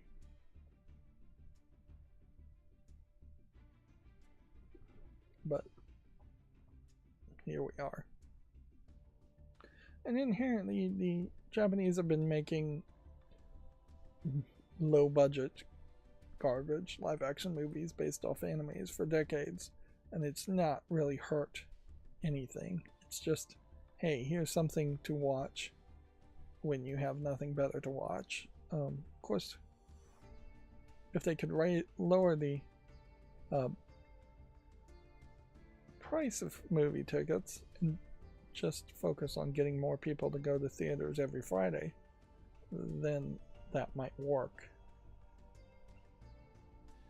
But yeah, I don't know what's really going to happen with this movie. You're going to have a bunch of like 14-15-year-olds at best go to this movie watching a movie that's probably for 18-year-olds more than anything, and they're just going to probably come back and say the movie was boring, or it's not their Zelda, it's not their Breath of the Wild, which has been the constant problem with most video game movies. Is it's just like they make these movies and then they don't really have an audience, and they don't really think about what that audience even would be, and then they're surprised when nobody really wants to watch it.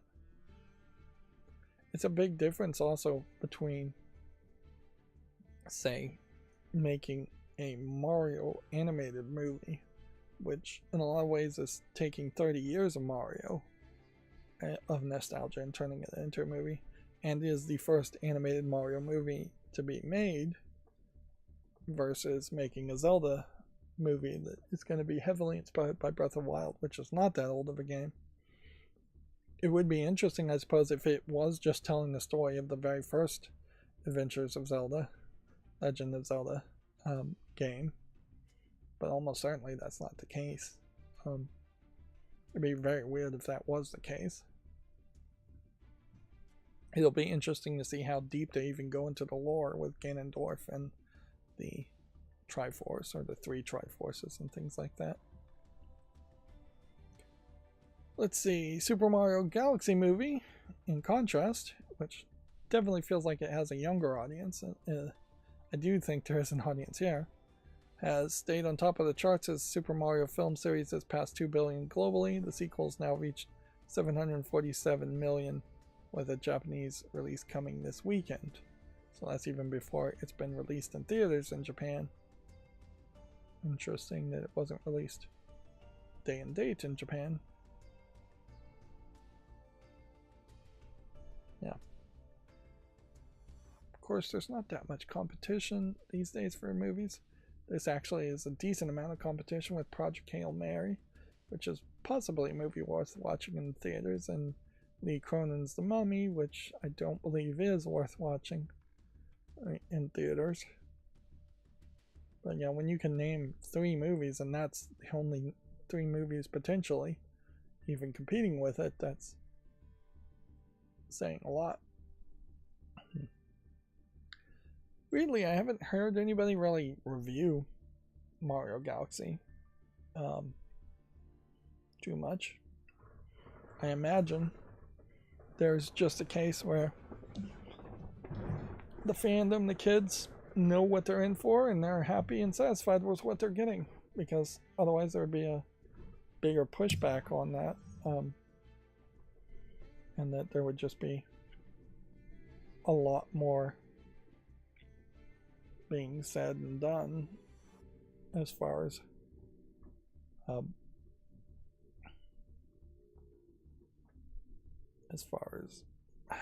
lost my train of thought here.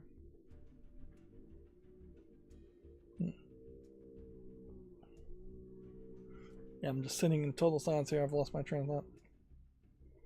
Yeah, I am surprised that there haven't been a few more people that have reviewed Mario Galaxy, but I guess it just delivers on what you would expect it would deliver on. It doesn't have any major surprises, other than Star Fox being in it, for instance, where I think Donkey Kong is not in it. Speaking of controversies, there was that brief controversy with the game Horses being banned from Steam. I actually did see somebody kind of review it, and yeah, the thing that was surprising, the reviewer said about Horses, is how non-controversial it really is.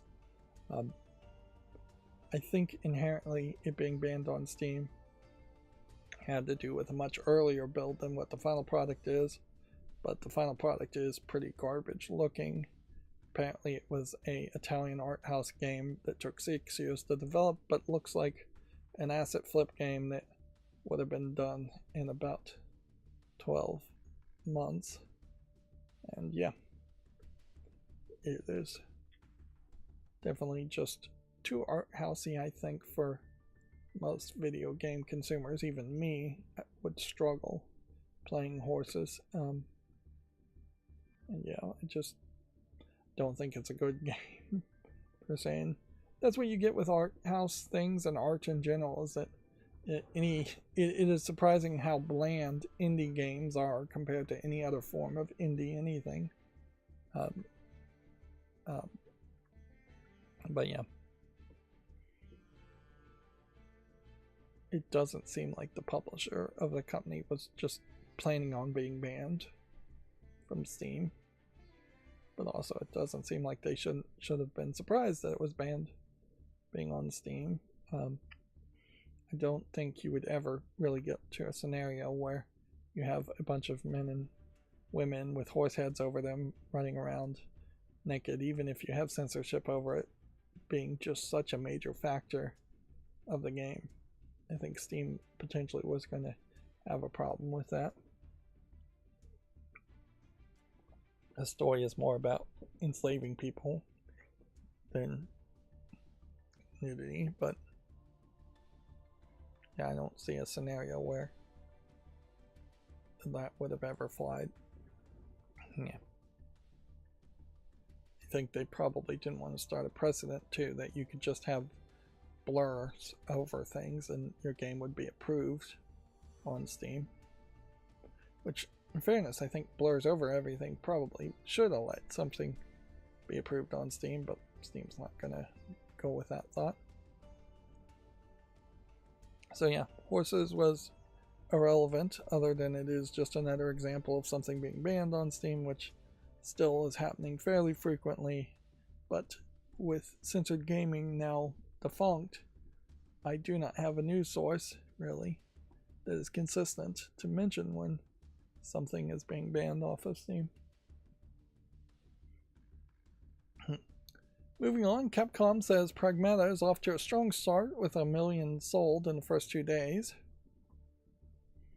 I hope this doesn't learn people the wrong lessons. As far as, I hope we don't just see a whole bunch of clones of Pragmata come out where it is a weird puzzle-based shooter where you're hacking and shooting at the same time. The daughter raising aspect is probably a lesson that should be learned, but it's a lesson that we learned in like The Last of Us 10 years ago. So it does happen every now and then when it fits the story. So the hope is that they don't just try to cram children into stories as much when they're not really necessary. It's kind of hard to be a power fantasy hero when you have a child that you're also trying to protect. But certainly could do it. You could have a father with a baby strapped in front of him on his chest, like in Death Stranding. You could have more pregnant women in games in general, and that probably should happen more often. But yeah, it kind of needs to serve a purpose too. Otherwise, it's just going to become a gimmick. And yeah, I really hope we don't get any more games where you have giant, ugly bits of armor over your face and you're just shooting robots, which still feels like what Pragmata really is. Nintendo has quietly opened a new London pop-up store. Nintendo Experience Zone is now open within Tottenham Court Road's Argos. Yeah. Increasingly, these Nintendo stores are seemingly selling just memorabilia more than actually selling games. But yeah, you can see in this video here, there's a little bit of games on the shelves, but then there's a lot of bit of toys. So Nintendo has always been the best at selling toys. Got some Legos there too. It is crazy though to see like just generic statue and action figures and things like that. Custom keyboards. It's kind of silly. A lot of stuffed items. I wouldn't be surprised if the generation of physical toy owners really stops at this generation. Though, I mean, it's already been severely reduced compared to when I was a kid. When I was a kid, video games barely existed, so there was a lot of action figures and toys you could have. Often, though, you wouldn't actually be given them, or you'd have very few toys. But yeah, you have really young kids even nowadays being handed cell phones very quickly, so I wouldn't be surprised if the idea of physical toys are extremely minimal, which a little bit is lost there with the idea of memorabilia and toys and things, but not really that much, because most of it is just kind of garbage and it's just going to be broken, torn apart, or given away very quickly.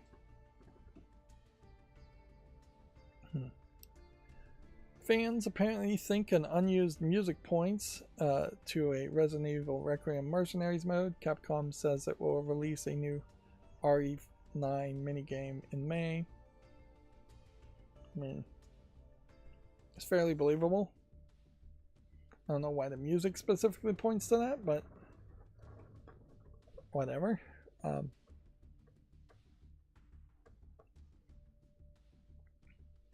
But yeah, this is one of those examples of where fans are speculating and spending too much time speculating instead of just waiting for the new content to actually launch. and doing something better with their time, like actually playing the game. Which, certainly there is a point to be made that quote-unquote fans are not fans a lot of times these days. Leakers and people who are just trying to get people's attention online nowadays are often not super fans that actually care about what they're talking about or actually playing games, whereas actual fans are likely not online and just playing the game. Speaking of actual fans, there is one YouTuber who I think is a content creator around Street Fighter, and he talked about the latest trailer for the Street Fighter movie and was very unhappy with it and said it looked like garbage, although this content creator says that quite often, but I would tend to believe him. He certainly is my only source, but yeah, the Street Fighter movie looked like garbage to me, and I'm not a fan of Street Fighter, so I would have been surprised if he'd come back and said that is what the fans of Street Fighter games was really excited about and interested in. He did mention the Street Fighter the anime, which, yeah, I guess of all of the video game to TV to movie translations, the Street Fighter the anime is probably the one to watch. It does make an interesting potential movie mini marathon.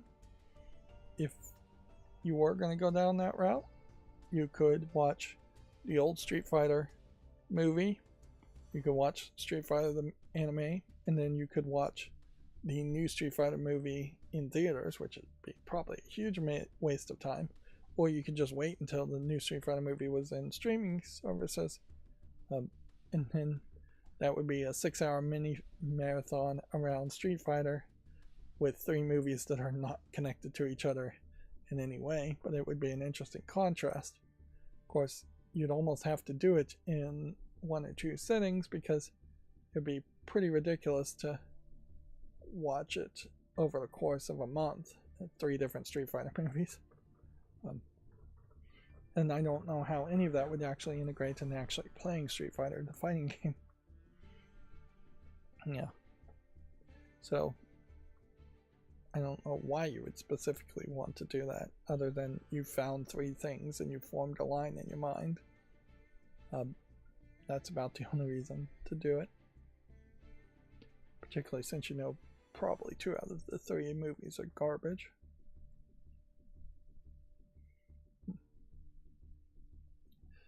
Moving on. Yeah. Let's go through the Komatsu articles. I have this, either something stuck in my teeth or have hurt my gums, and it's been bothering me for about 12 hours now. Trying to floss has not succeeded. But yeah, that's probably why I'm going quiet every now and then. But also I'm just probably not super awake either. Yeah, there definitely was a case that the stream could have started later if I wasn't careful. Or wasn't lucky, really.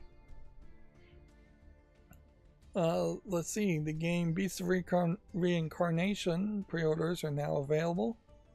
This is the game from Game Freaks, which weirdly looks way better than anything else Game Freak has ever made. Do we really need to watch the trailer in this? I don't really think so.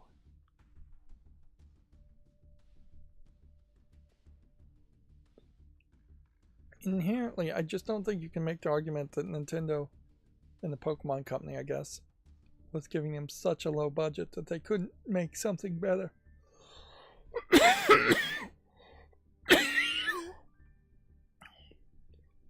You almost, well, I personally almost feel a knee-jerk need for this game to be worse than it looks, just to justify it's being made by the same company.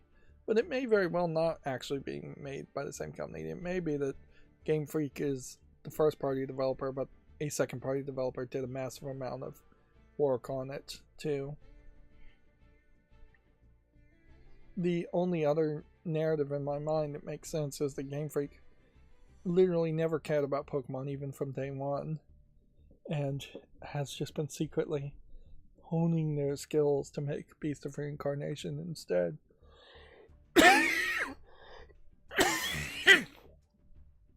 Yeah, sorry for coughing. Yeah.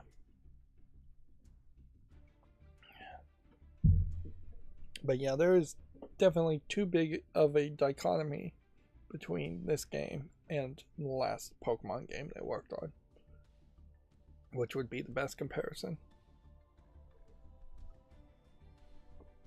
Too big to just be explained by somebody giving them a ton of money for them being super passionate. Alright, well, we'll see how it reviews. This could be a really short game, but I don't even know if the length covers the difference there, though.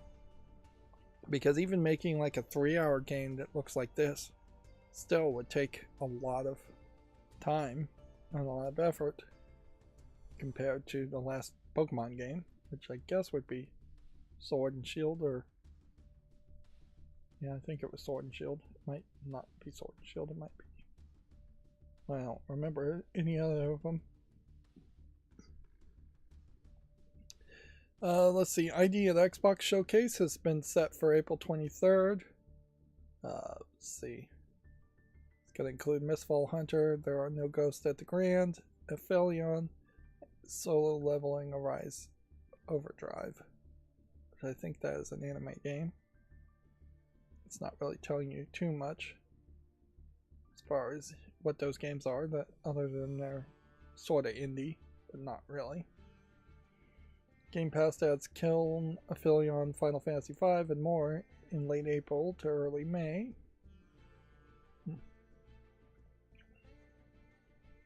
So yeah, we may be getting new games coming out, and I just may not really know the names of them, and that's always the case as far as a possibility. But yeah,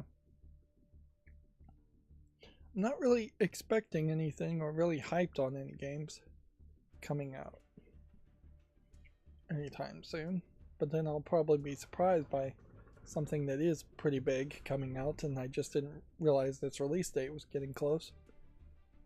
The Elden Ring live action film premieres March 3rd. Full cast has been announced, which I guess we can see what they've been in. Of course, in a lot of cases, most of these movies I haven't actually bothered to watch. I was called a fan of classic movies, which, yeah, I don't think something from the 80s or 90s is inherently should be called a classic movie, but it is certainly not a 2000s, 2010s, 2020s movie. But also, I would say the number of good movies in the past couple decades haven't been huge. Like, maybe I should watch Alien Romulus. I have seen Furiosa, the Mad Max saga. That was alright. I may have sat through Ex Machina. Maybe not. Was there a Willow remake? I think there was. I haven't seen the Last of Us TV show, although Nick Offerman being mentioned from the Last of Us TV show is weird instead of being from Community.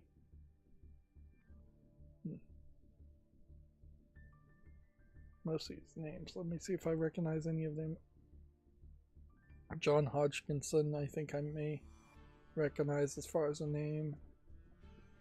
Yeah, I don't recognize any of these other people, and they may very well just be younger actors in particular. It almost certainly is the case that when you are doing a fantasy action show, you are going to bring in younger actors and not super old people that are recognizable so that they can do more of the stunts themselves. Let's see, the Coma 3 Bloodlines launches in April 30th for the PS4 and 5, Xbox One and Series, and PC. It's a 2D survival horror sequel dated, and it definitely doesn't feel like the name is going to really connect to the events of what's going on, because it'd be hard to believe that 3 different characters are all in a coma, but maybe they are. The Coma is one of these horror games that's managed to get a little bit more attention, managed to keep people excited about it. I would almost call it a visual novel, but they say it's a side-scrolling game. This is, I think, one of those games where you're having to go in and out of doors and find items and avoid getting killed. A 2D side-scrolling take on something like Clock Tower, where Clock Tower was way too difficult for people to actually beat. I'm not sure, but there might actually be a way to get Clock Tower to play itself and just watch it play or help you. But if not, there definitely would be an argument to making a remake of Clock Tower that did somehow allow you to not ever really die. There are several games, a lot of old games frankly, that would benefit from an automatic mode, an easy mode, a story mode, whatever you want to call it. Pragmata sells top 1 million in 2 days. I imagine they would have been happier if it said the topped 1 million in 1 day, or 2 million in 1 day, or 2 million in 2 days. Those would all be bigger numbers. Neo 3 update launches April 27th, adds multiple high difficulty battle scrolls. Okay. Many people are still playing Neo. Well, SteamDB is not telling me that. This came out February 5th, 2026, so there still should be a decent number of people playing it, really. Of course, the fact that these games get updates still makes a decent argument that it's just not really worth playing games until years later, once all the bugs have been changed and fixed and new content has been added. This week's Japanese game releases: Kingdom Return, Time Eating Fruit, and the Ancient Monster, Pragmata for Switch 2, and more. It has been a while since I've seen Famitsu review anything, so I'm trying to see if Gamatsu has a review for any of these games. But who knows? I would think it would have been bigger news if Famitsu was just going on a break or was shutting down. But maybe not. You could see how a magazine might just miss a week and people only be slightly concerned about that. We already looked at this game, Causal Loop. Dragon Ball FighterZ DLC character Goku Super Saiyan 4 Dayama launches April 22nd, so still giving a decent amount of Dragon Ball FighterZ characters. Of course, the problem with that is I'm not particularly interested in this game. I don't think.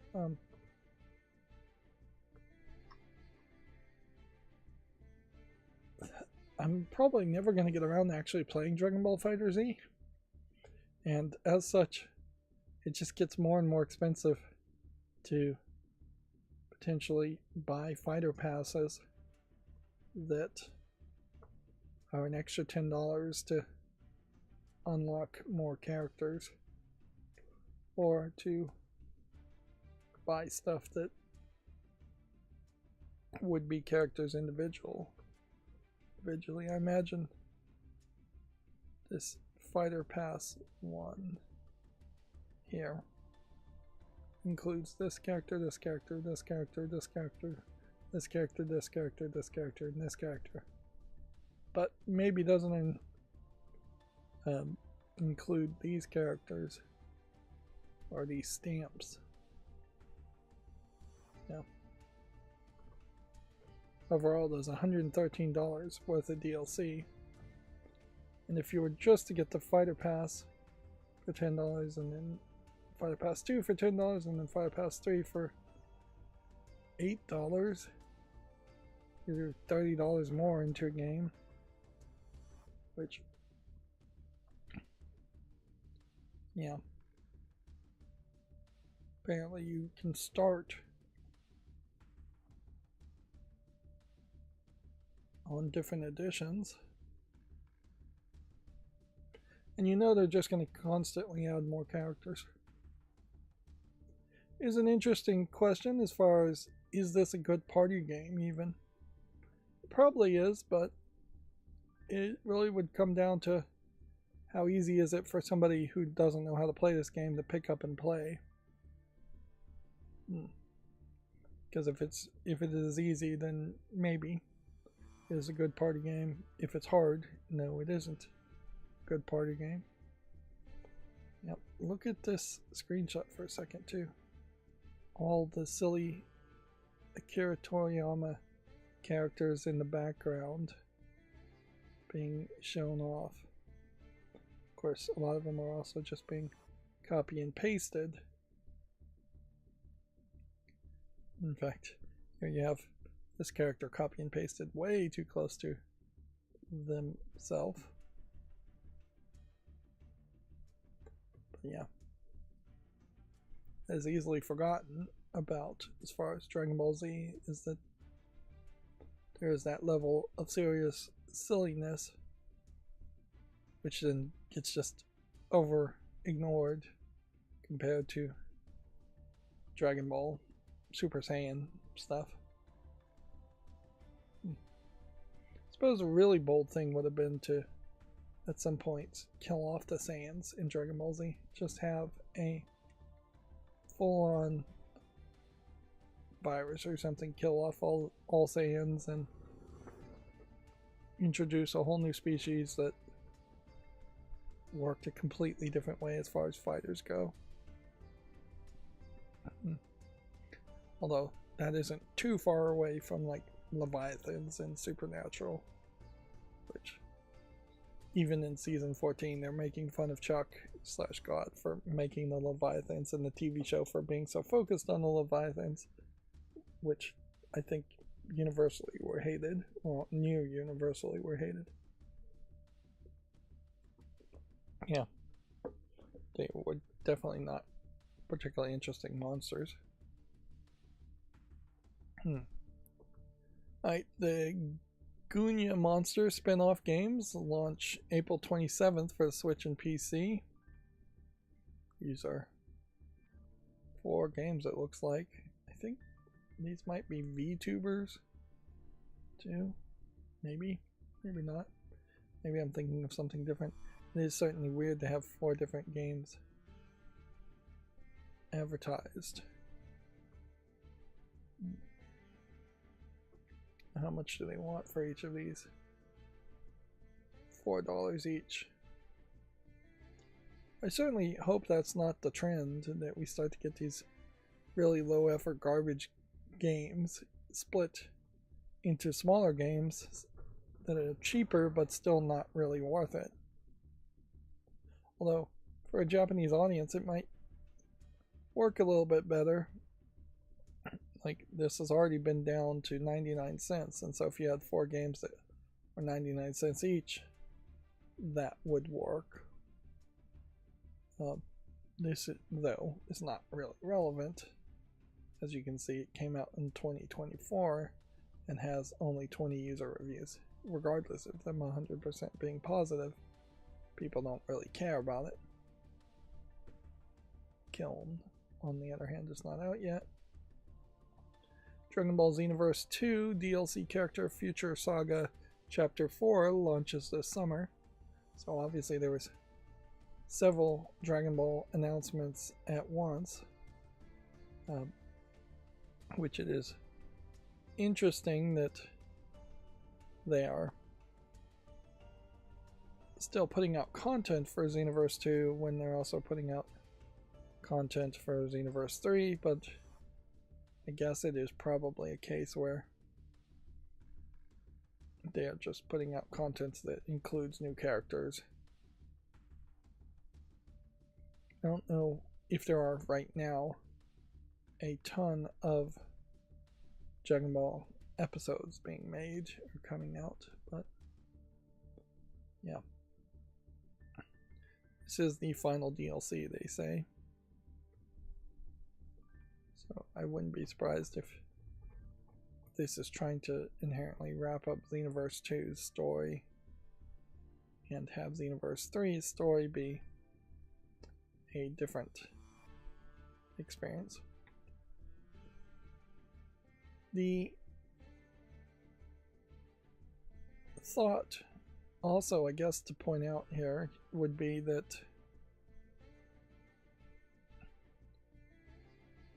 long since now, the animation and the fighting effects that would have been hand animated in early Dragon Ball Z episodes can now be done way cheaper, way quicker, way easier using CGI and video game rendering type things.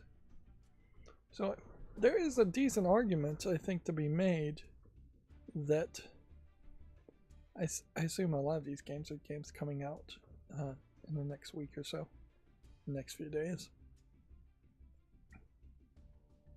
Yeah, I guess if I think about it,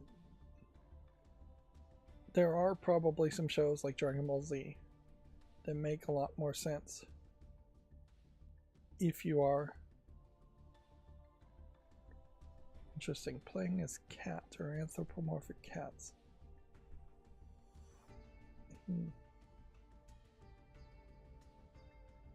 I'll put this on the wish list. I guess there's no reason to put it on the follow list at this point. It's got over 30 user reviews. It's mostly positive. It would be an interesting twist. Not really a huge cat fan, but yeah.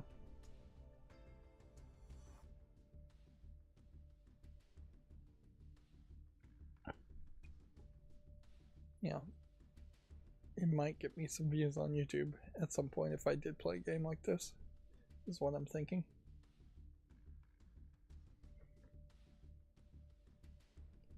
Yeah.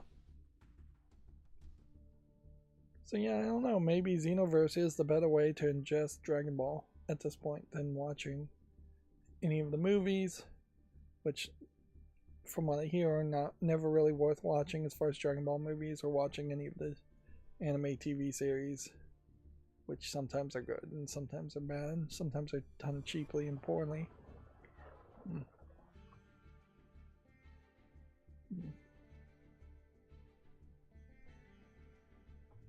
It is hard to justify getting Xenoverse though, and Fighter Z, because that is doubling the cost effectively.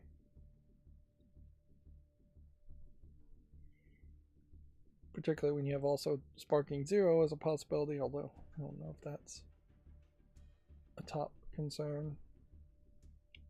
And then Dragon Ball Z Kakarot is a possibility. There's just definitely a case here where the Japanese audience is trying to squeeze the Dragon Ball fandom for as much money as possible.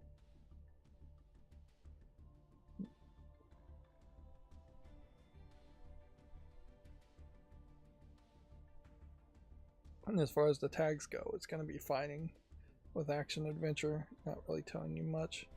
It does seem to have some MMO aspects to it, so it may very well be that Xenoverse is the MMO, and Xenoverse 2's last DLC implies that it's going to stay around for maybe a year after that point and then shut down. Which, that is somewhat believable. We don't know how many people are all-time peak, but right now it is only 2,000 people actually playing the game.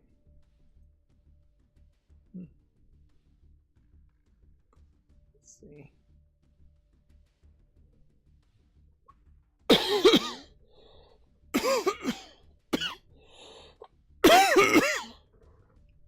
Sorry. I'll put that on the follow list and then move on. I feel like I want to take a break, and so I probably will at the end of the Gamatsu news, but don't know really why, just to take a break, I guess.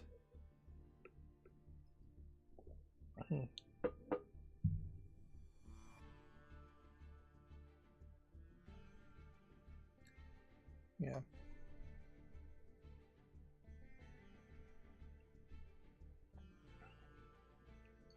I'm definitely going too quiet too early in the stream. Yeah, Dragon Ball Sparking Zero DLC character downloadable content Super Limit Breaking Neo has been announced. So yeah, there has been obviously a Dragon Ball event. It may be that this is the more single player adventure experience. But yeah, I would say about half of these Dragon Ball games are probably not worth playing too. Puzzle bubble everywhere. Octo's Balloon Challenge, not interested. Rumble. Oh, I did see somebody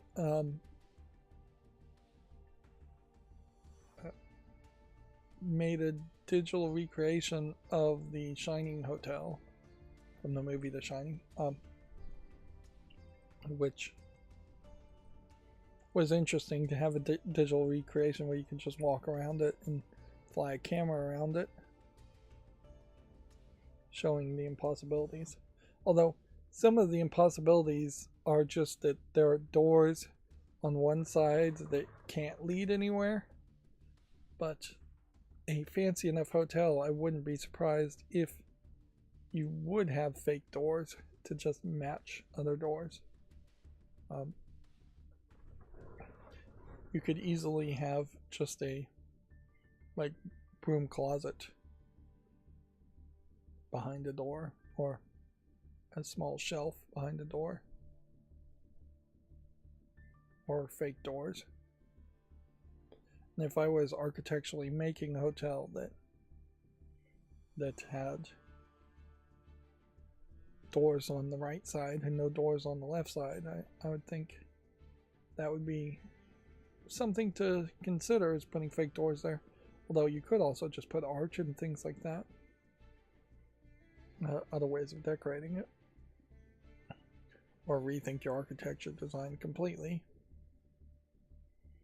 Let's see, Dragon Ball Xenoverse 3 has been announced for the PS5, Xbox Series, and PC. This is all Bandai Namco. And a big event like this, and all these announcements, perhaps does point to Bandai Namco also just not having a great lineup of other things to talk about, or that they're working on in general. Let's see, Shy Cat's Hidden Orchestra says it's a hidden object game with musical elements. So it's just a hidden object game, basically. Winrose early access sales have topped 1 million in 6 days. Another game that seems to be very popular, where people are just playing it and people are not really talking about it. In contrast, there's 170,000 people playing this game compared to 2,000 playing the Dragon Ball game. So keep that in mind. Metal Slug 30th anniversary website launch teases a mission reboot. Not sure if the Metal Slug series has ever been particularly popular in the West. I'm not sure if it was popular in the East either. I'm not sure what you can really do with such a very arcadey concept in general as far as a side-scrolling shooter goes. It is really the case where these kinds of arcadey games are a product of their time and not really something that makes sense in modern time as far as games go. It's funny, they're integrating this like live action footage into footage of the old games, and I imagine they're not really going to do anything with that live action footage.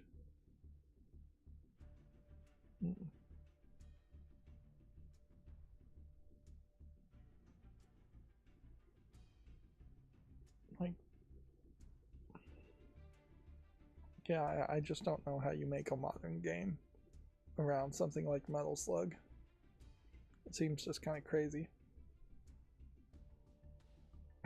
Weirdly, kind of gets into the warfare aspect too. That is not that popular.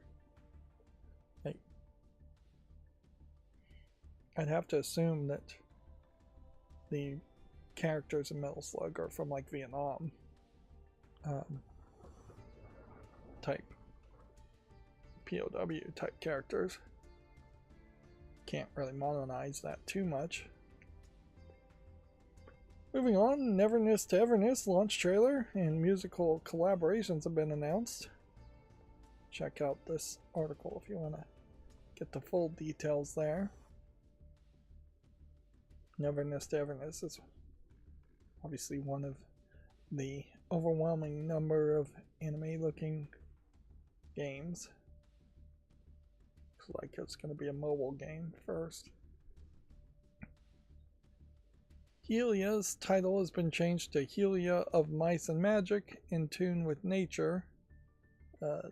In Tune with Nature is the name of the deep dive trailer,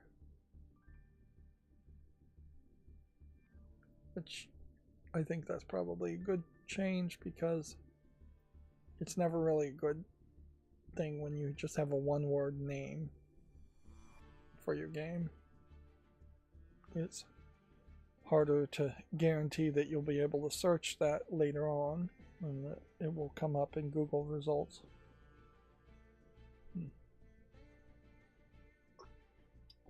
I don't know how many young people are still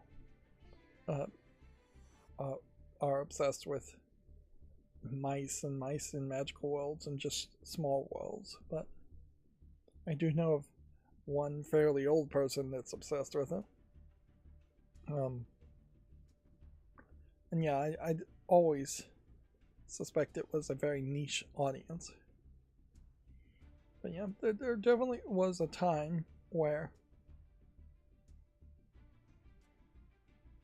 like 50, 60 years ago, things with mice in them, drawn cutesy, were way more popular. And certainly, I imagine some of that is the influence of things like Cinderella, where you have the magical mice showing up too.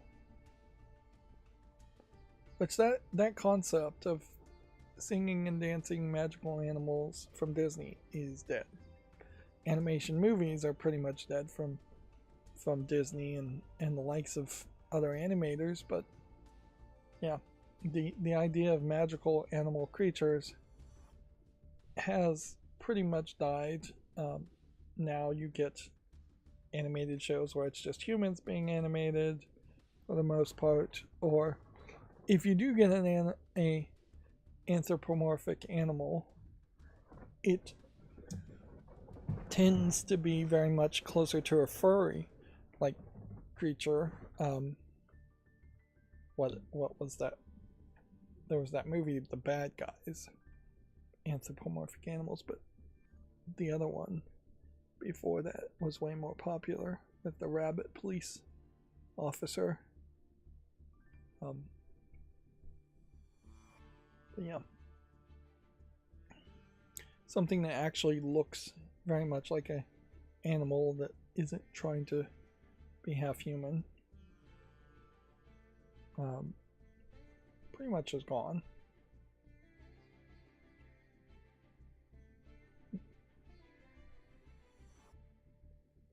And yeah, maybe that's because kids these days don't see mice or animals, and very, very rarely even go to zoos and see mice and animals, and it's just not emphasized as much too. But yeah, you don't have cartoons like the Ninja Turtles, for instance, promoting animal characters as much either these days. And then the truth of the matter is, people who really have dealt with mice probably not super happy with them, so probably aren't that big of a fan. It is certainly the case that if you haven't had to deal with rodents and the reality of them, you can certainly romanticize the experience quite a bit. Alright, well, our last Gematsu article is that the Pirate City Builder Corsair Cove has been announced for PC. It's from Tropico 6 and Park Beyond developers Limbic Entertainment. And we just saw it and put it on the follow list. And that's going to bring us to the Gaming on Linux articles, and that's going to give me an excuse to take a break. And hopefully that helps me out. So I'll be back in a few minutes.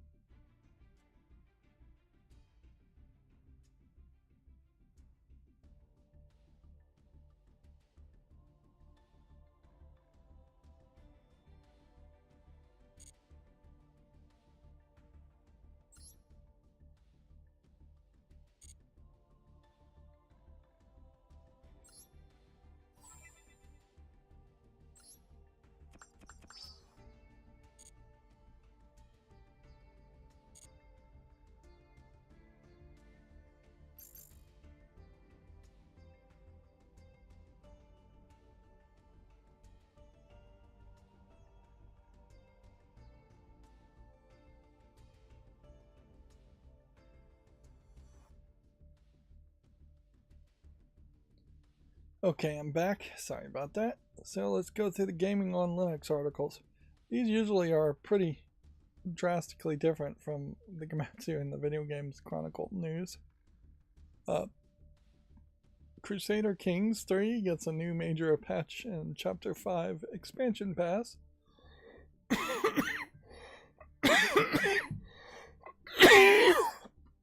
I swear, I start coughing as soon as I start talking. Yeah, it's never as bad. Like, I can go hours just in silence and not cough, but the tickling of the throat, the using of the lungs to do anything more than breathe seems to cause a real problem. Now, Crusader Kings, this is a 20-minute video. Looks like it is a lot of talking to the screen too. Crusader Kings is one of those series where I potentially am remembering Crusader Kings 1 or 2, and so if you had told me there was a Crusader Kings 3 that came out 20 years ago, I'd believe you. If you told me it came out 6 months ago, I'd believe you, because it's all just one big blur in my mind. Yeah, it seems like if we're getting this weird marionette puppet footage, they don't really have too much to show as far as actual gameplay. Yeah, looking at the actual Steam page, yeah, this came out in 2020, so it is 6 years ago, and it does seem to be a high on strategy style of game where there's a lot of interfaces and a lot of political intrigue, I imagine, political machinations being done. You can grab 7 action-packed games in the Sharpshooters Humble Bundle.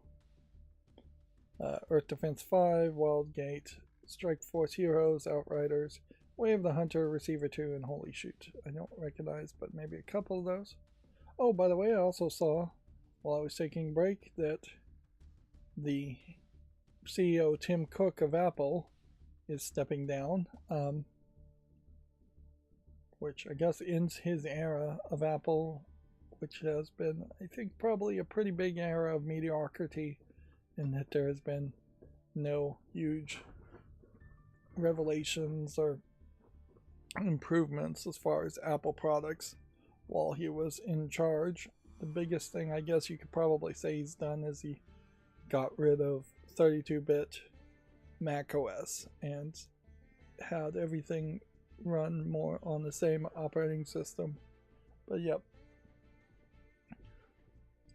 it probably was even far before the era of Steve Jobs that you had anything particularly great done for Mac OS and their computer aspect of their focus, and it's all just been iPhones and incremental improvements on the iPhones, and there has not been an important improvement or new device since iPhones. The tablets sell well enough on iPads, but the speakers and smart speakers and things like that that you talk to. What is that Apple one of those called? Does Apple not have a speaker? I would have sworn they did, but maybe they don't.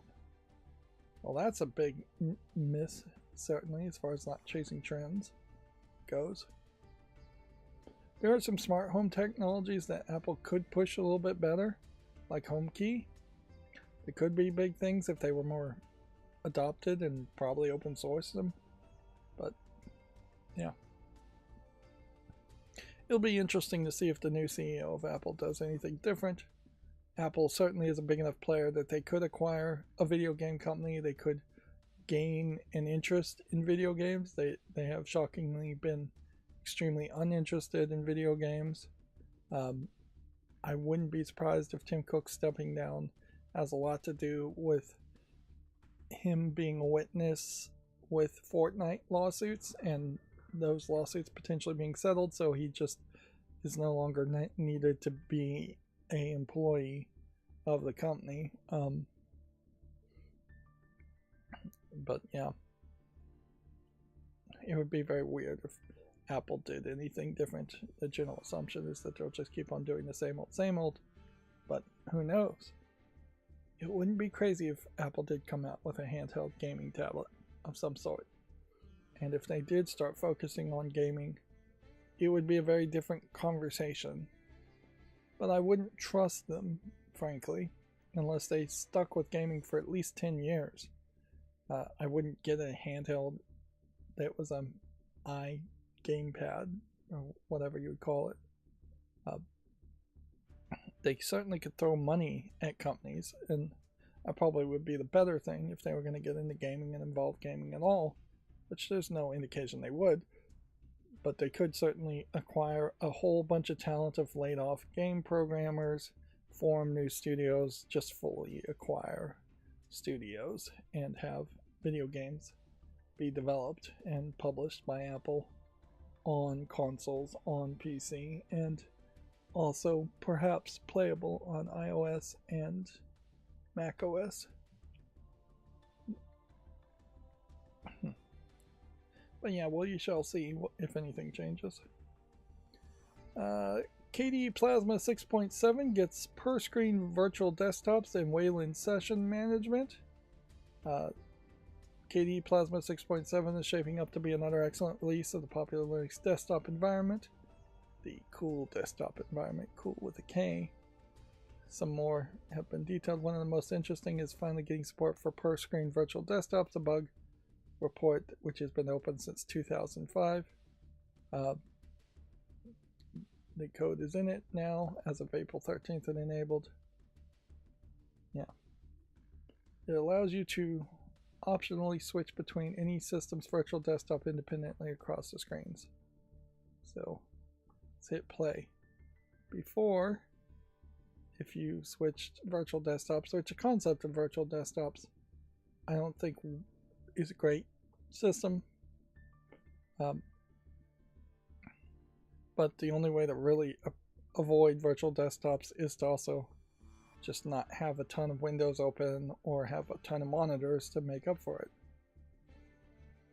So yeah, they're effectively hitting something like Alt-Tab to shift between virtual desktops. Windows, I don't think ever really implemented any kind of virtual desktop concept because it was just so easy to lose windows and things amongst the virtual desktops. Yeah, I could only really see most people having two virtual desktops, one for playtime and one for work time. And that makes a little bit of sense, but you'd be overly complicating it if you just have like one for web browsing and one for porn and one for writing that novel. It's just a lot of extra unnecessary faffing about to overly organize things. Although people who like to be organized probably love virtual desktops. So it's not like I would say get rid of them by any means. This is an online PvP that's mixed up in the last 30 days. These are the Humble Bundle games.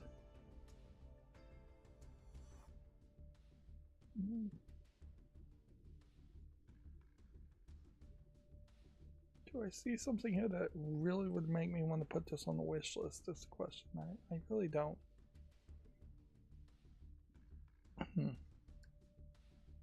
Let's see. Playnix launched their own Steam machine-like Linux gaming console.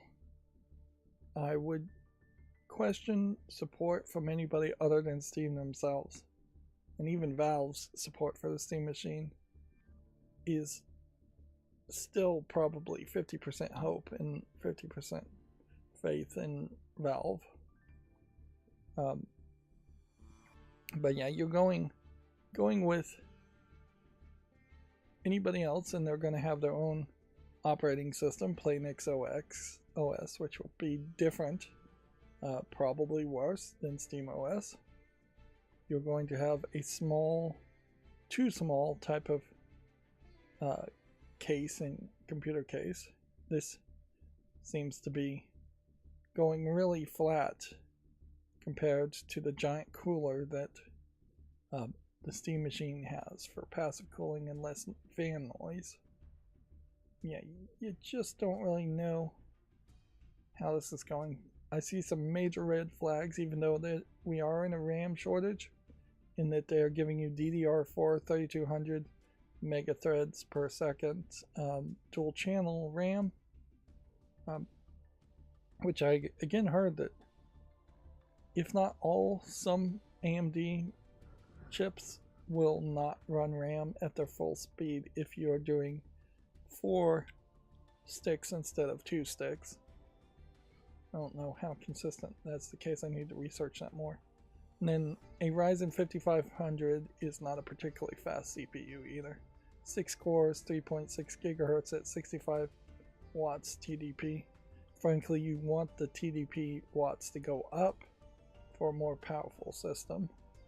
16 gigabytes of virtual RAM, DDR6 sounds good, but it's fairly disconnected from DDR4. You shouldn't see 2 generations of separation there.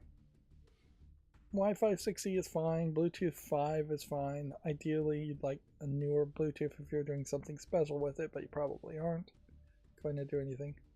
HDMI 2.1 is maybe a generation behind what you would want, but yeah.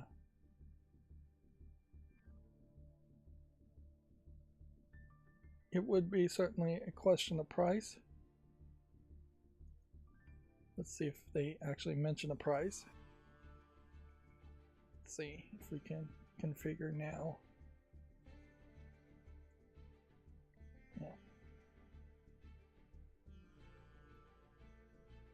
And this is a thing where they could potentially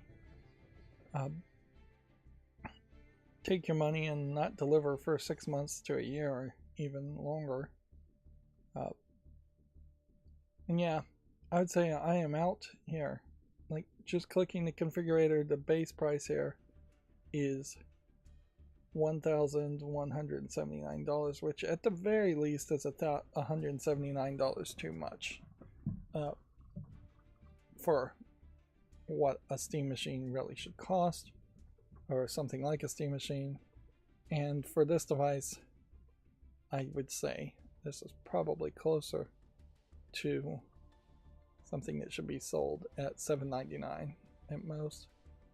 512 gigabytes of SSD is not that much space, and it doesn't seem like you can really configure anything here at all.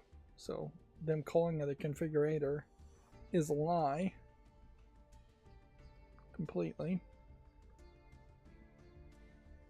Yeah. I do think we're going to start seeing more of this. Mini ITX type motherboards, type devices being sold, trying to compete with a Steam machine. This is the problem with the Steam machine being delayed.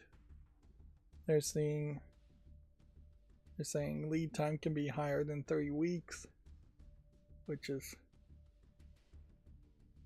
yeah, if they're saying 3 weeks, it could certainly be a lot longer than that. And there's just absolutely nothing special here as to why you would want to buy this device. If you were going to be a company that sells something like this, the move would be to release this Playnix OS, free, open source, and let people build their own computers and run it, and prove that the operating system on its own does something special. Or have just a huge amount of name recognition, and no hardware manufacturer really has a huge amount of name recognition, or have some kind of special gimmick which lets point out that this is not coming with the new Steam frame setup where the Steam VR glasses can stream video back and forth well, and it's not coming with the new Steam controllers. It's coming with an 8BitDo Ultimate 2 controller, which I find the 8BitDo controllers to be a little too small for my hands. So yeah, there's just a lack of anything special here.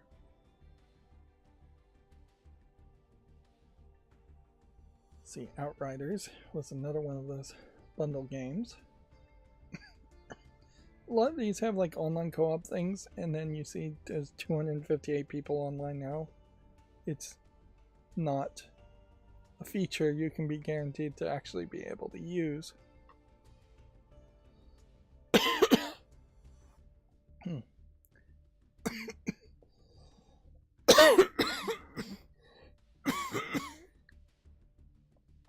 Again, sorry for coughing. I've never been able to figure out a cough button that works for me, because when I start coughing, it's just so instantaneous. That is, I guess, the point where you might have a editor edit out coughs, or somebody mute you while you're coughing.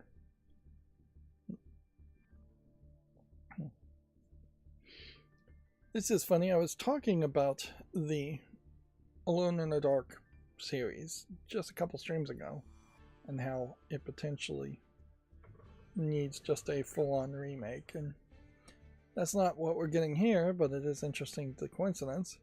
The classic survival horror Alone in the Dark gets a cross-platform re-implementation with enhancements. Let's see. It is a seemingly fan project. Features HD backgrounds, post-processing, controller support, proper full-screen mode, in-game maps, interactive hints, and various add-on extras. Wait, let's hit this. Frankly, I'd want it to go in full screen even for this. So they're calling it Alone in the Dark Rehaunted. And I would suspect there might be some AI upscaling going on here to accomplish this. Alone in the Dark 1 was one of the very first tank control games. It was in part the inspiration to the likes of Silent Hill and Resident Evil. So it is a very foundational step as far as a game goes. Of course, it's going to be fairly weird if I tried to cover and play this fan project's game, but this would be about the only way I could see actually playing the original Alone in the Dark games, unless they make an official thing. And see, that's one of the things about these fan projects that I wish there were more of them, is that it would push people to say, hey, there is a desire to remake these games. So they have integrated what looks like HD foregrounds in this case and backgrounds with the same extremely low polygon models of the characters. Maybe they've even polished the models of the characters. I wouldn't be surprised if the models have been remade for a more recent Alone in the Dark game, and they're using those instead.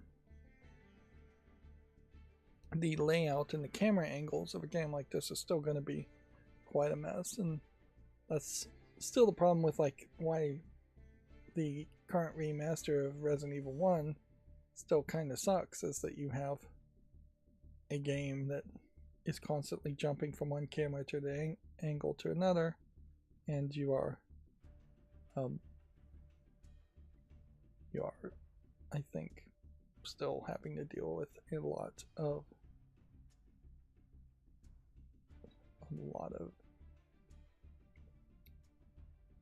tank controls.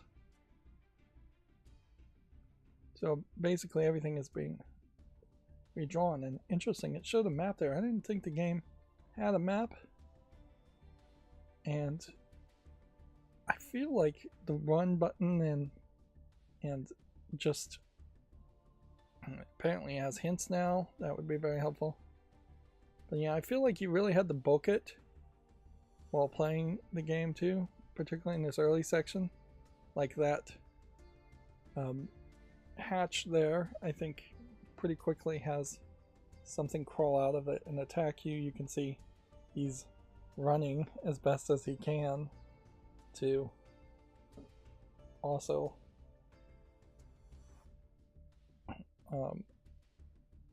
cover the window. It might be that some of the items in Alone in the Dark are in random different possible places.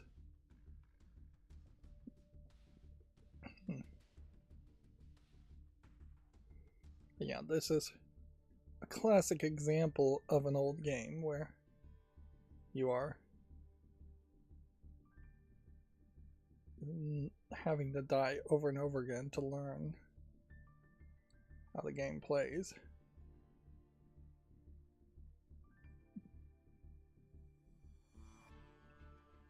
Yeah, you can just see how the camera angles really complicate something like this. And honestly, I haven't played enough of Alone in the Dark to really know if there actually is a game there, or if you just need to take the general concept and make something completely brand new. Yeah, there definitely wasn't a map before. Honestly, I'm not sure if they didn't change some of this stuff to have weapons appear quicker.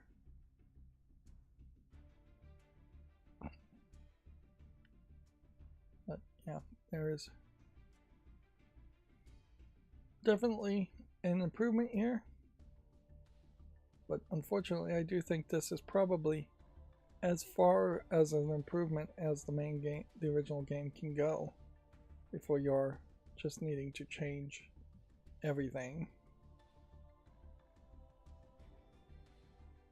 You can see some textures are just not available.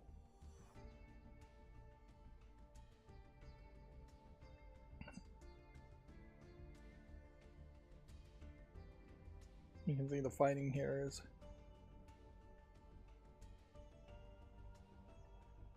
rough, to say the least.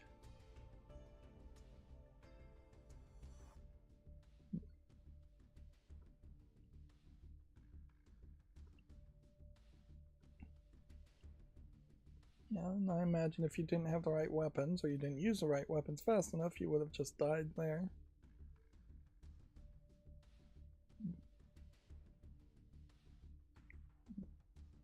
You have a wide variety of monsters attacking you.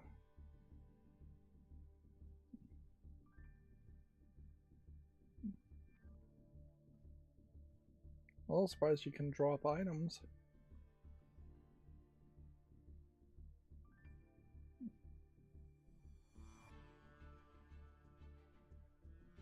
How much more of this is there?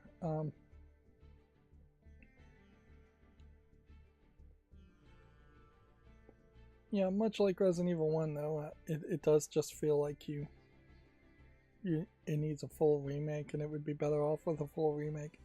But then you also run into the problem with Alone in the Dark in that they have tried to remake the game 2 or 3 times, and the name itself, while it's a decent name for a game, it doesn't really hold any nostalgia around it.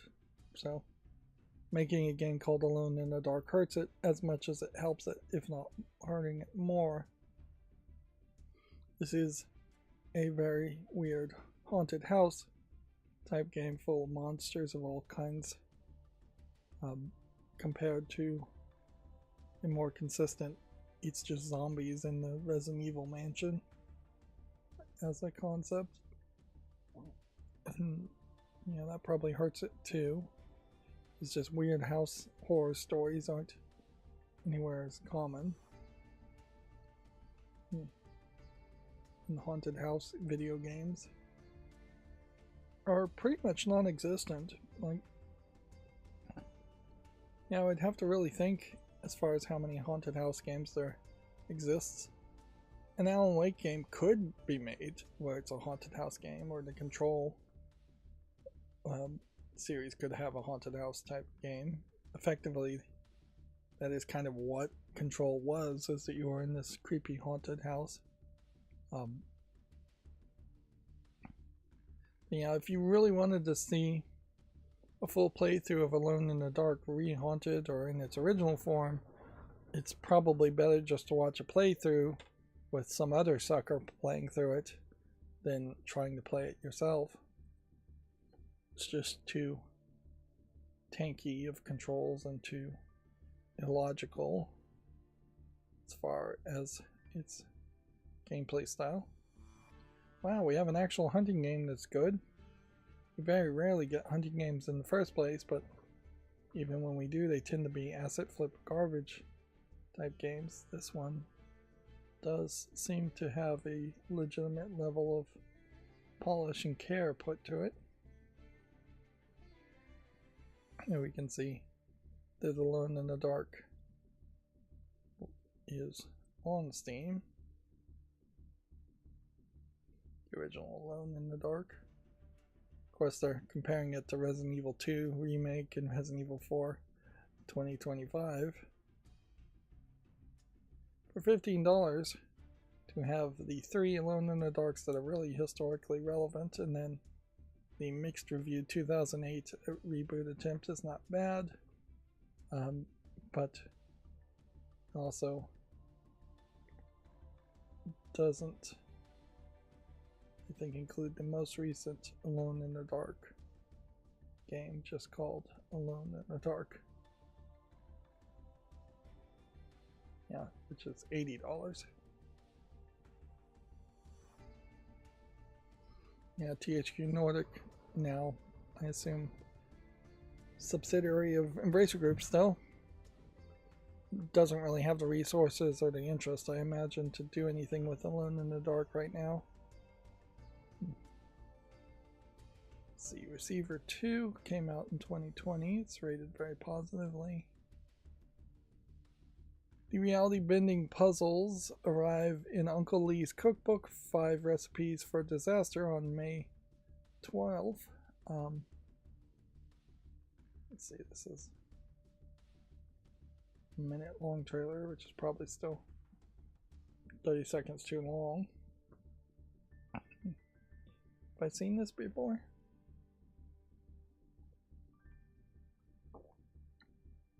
Oh yeah, I remember seeing this trailer where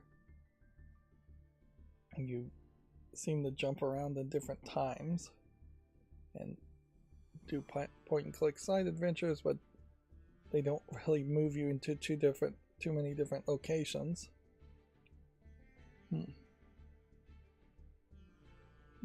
5 self-contained episode of various durations. That's a great way of not actually saying anything as far as how long the game is going to be. I wouldn't be surprised if you're hitting an hour and a half at most with this game. Yeah. Just depends on how complicated the puzzles are, and inherently, if there's not enough puzzles, it's going to be kind of boring. If there's not enough of a challenge in the puzzles, that's going to be kind of boring. You definitely can tell that there's some influences for some of the old LucasArts Sam and Max or Day of the Tentacle type comedy. I think Day of the Tentacle is your big influence there. Holy Shoot is a punny name. I'll grant him that. Yeah, we'll wait for this to come out to see some reviews. The MMO space shooter Star Conflict is shutting down. Okay. I don't even recognize the game, so it's not going to affect me much.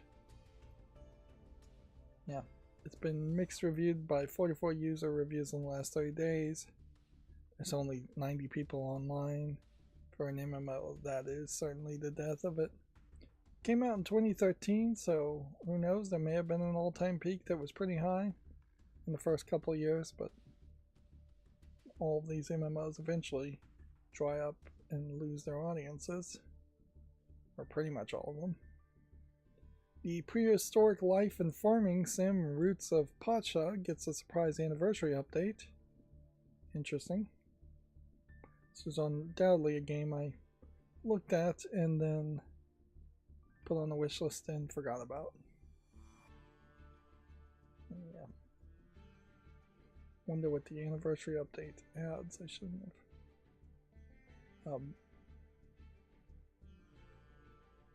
have closed the article, should I? Yeah. Stardew Valley in medieval times. It is a different twist from what we usually see, so I can't say it's the worst idea ever as far as one of these kind of games.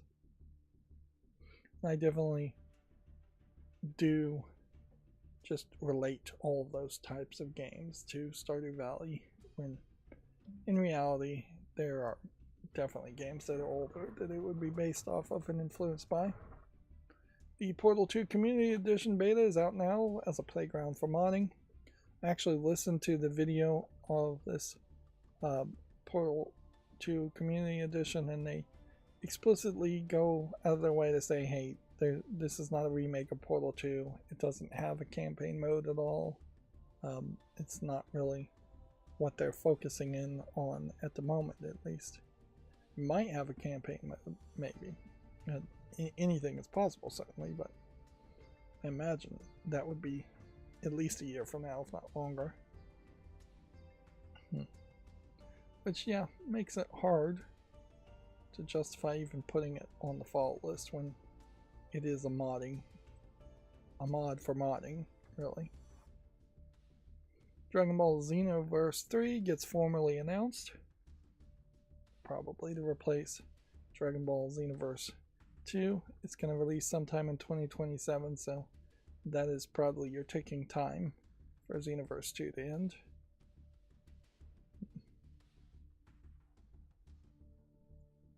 Let's see. Wine 11.7 has been released with DirectSound 7.1 support, Visual Basic script improvements, and Microsoft XML updates. Interesting. I don't know how many games actually ever have implemented DirectSound 7.1 or any kind of surround sound. It's an intriguing idea, but as a content creator, I have headphones on. I think a lot of people have headphones on, and even if you don't have headphones on, the idea of a 7.1 surround sound setup for your gaming, while intriguing, is not usually how you're going to end up gaming. You basically have to live with no neighbors and by yourself to do a 7.1 setup where you're playing games and shooting and having explosions and things like that constantly happen in the surround sound setup. You probably should turn the volume down quite a bit if you're gaming because of that too. But yeah, I've never felt like surround sound has been adopted well by video games, and YouTube doesn't support surround sound really, and OBS doesn't support surround sound really, so recording the footage would still be stereo at best. Let's see. The PlayStation emulator, the PlayStation 3 emulator, RPC S3, can now auto-configure games for you. Yeah, no extra configuration needed. That probably is the case as far as anything that's going to emulate newer consoles, is that there are just going to be different kind of like power profiles and internal specs and options that are going to need to be tweaked per game. I imagine the ScumVM emulator also does a ton of that when it detects a game. But I imagine a lot of emulators for like NES games don't do that because there's really just no need to do that. Yeah. They're saying they saw in Twisted Metal, one of the most SPU, which I assume stands for Serial Processing Unit, game, they saw 5 to 7% average frames per second improvement. Nintendo emulators these days are doing more frames per second than a monitor could probably ever show, like hundreds if not thousands of frames per second. Yeah. Nintendo 64, PlayStation 3 were the last hardwares that were really hard to emulate and weren't just computer chips doing normal computer chip things.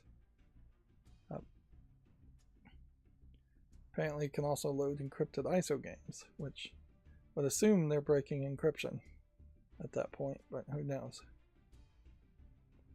Yeah, we are getting closer and closer to the point of being able to emulate PlayStation 3 games on reasonably powerful hardware,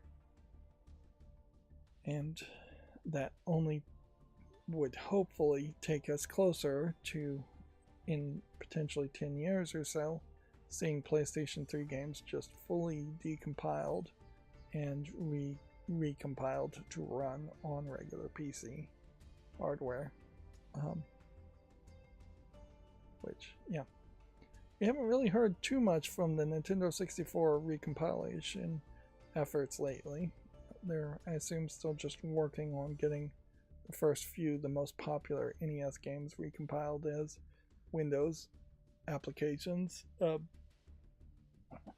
I was kind of hoping that with those compilation efforts, there would also be a lot more older games, just being a lot of lesser known Nintendo 64 games getting recompiled and becoming more playable than through emulation using lower powered hardware.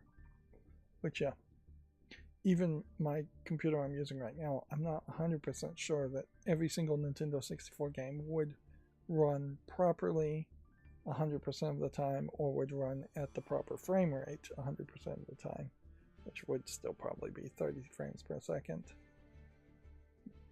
The compilation of a Nintendo 64 game, though, allows modding and upscaling and just having things run smoother in general, and adding a whole bunch of mods. Moving on, the first major update for Slay Spire 2 is out now, and it seems like if we were to look at this graph, they, in the beta and update launch, they got review bombed.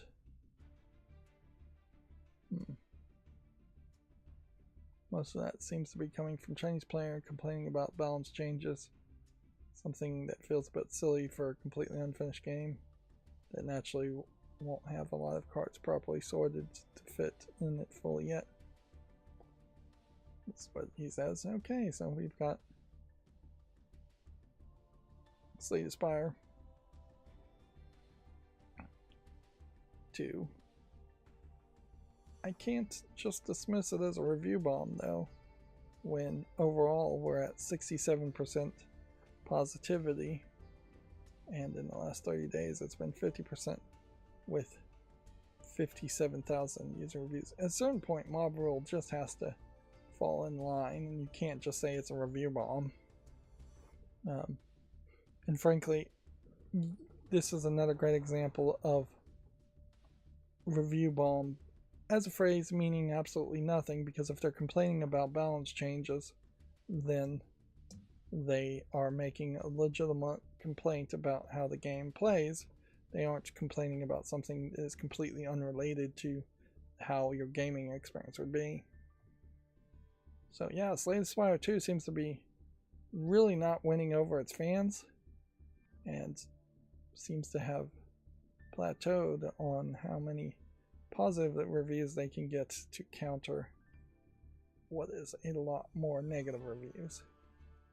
Although it does seem like they might be trending slightly in the right direction, in that they're getting less negative reviews, but they're still getting a massive amount of negative reviews. Yeah, in the abstract, you see a mixed reviewed game. I am not going to want to play it.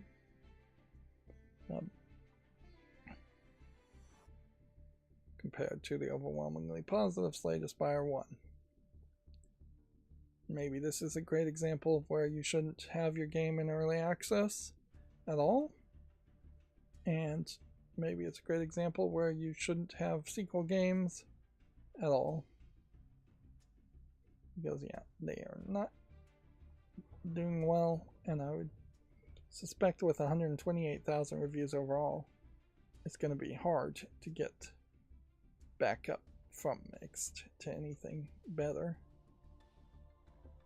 The Death Stranding 2 patch 1.4 should make it look better on lower settings. There's a longer explanation here on the page if you want to check it out on gamingonlinux.com. Death Stranding 2 is overwhelmingly positive as a game. That brings us to Gaming on Linux, GameDeveloper.com articles. With Pragmata having topped 1 million sales in 2 days, we talked about that. Let's see. Quote, I was ignored. A BAFTA has been criticized after pulling an indie game trailer from the awards ceremony. BAFTA said it decided against showing a trailer for the upcoming narrative game, The Quiet Things, to prioritize the well-being of all guests. Okay, so is there some mention of suicide, rape, or something like that in the trailer? This is one of those cases where you really are immediately then just pushed to need to watch the trailer. It does say the project deals with topics such as childhood abuse, self-harm, and suicide. Let's see if we look in the Steam thing. So where's the quote coming from? I was ignored.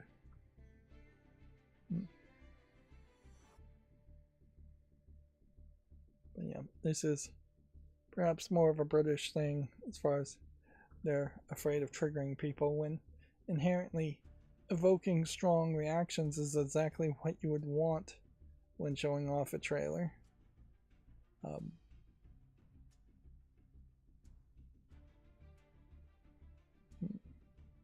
And they did it in a slimy way, like they obviously would have, and that they removed it in the last second.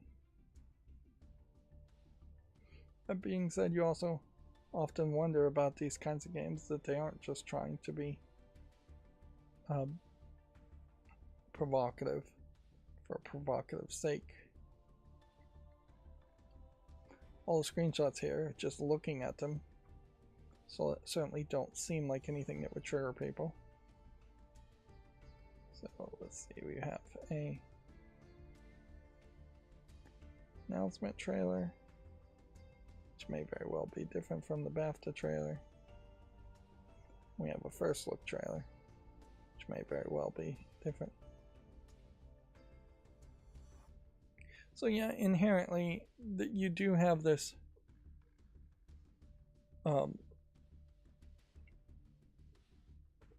this danger in that something is just trying to be trolly and triggery. But yeah, looking at this game, it looks like there's an actual effort put into this trailer in this game. It might be a little asset flippy, but it certainly isn't just nothing. And so if you can't say we're not going to show this trailer just because this game doesn't look as visually polished as the other games, then I think you would just have to show it.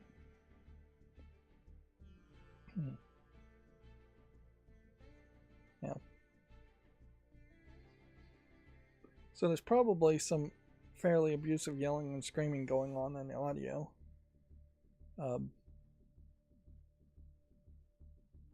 But yeah, if that was anything close to what the trailer was, it's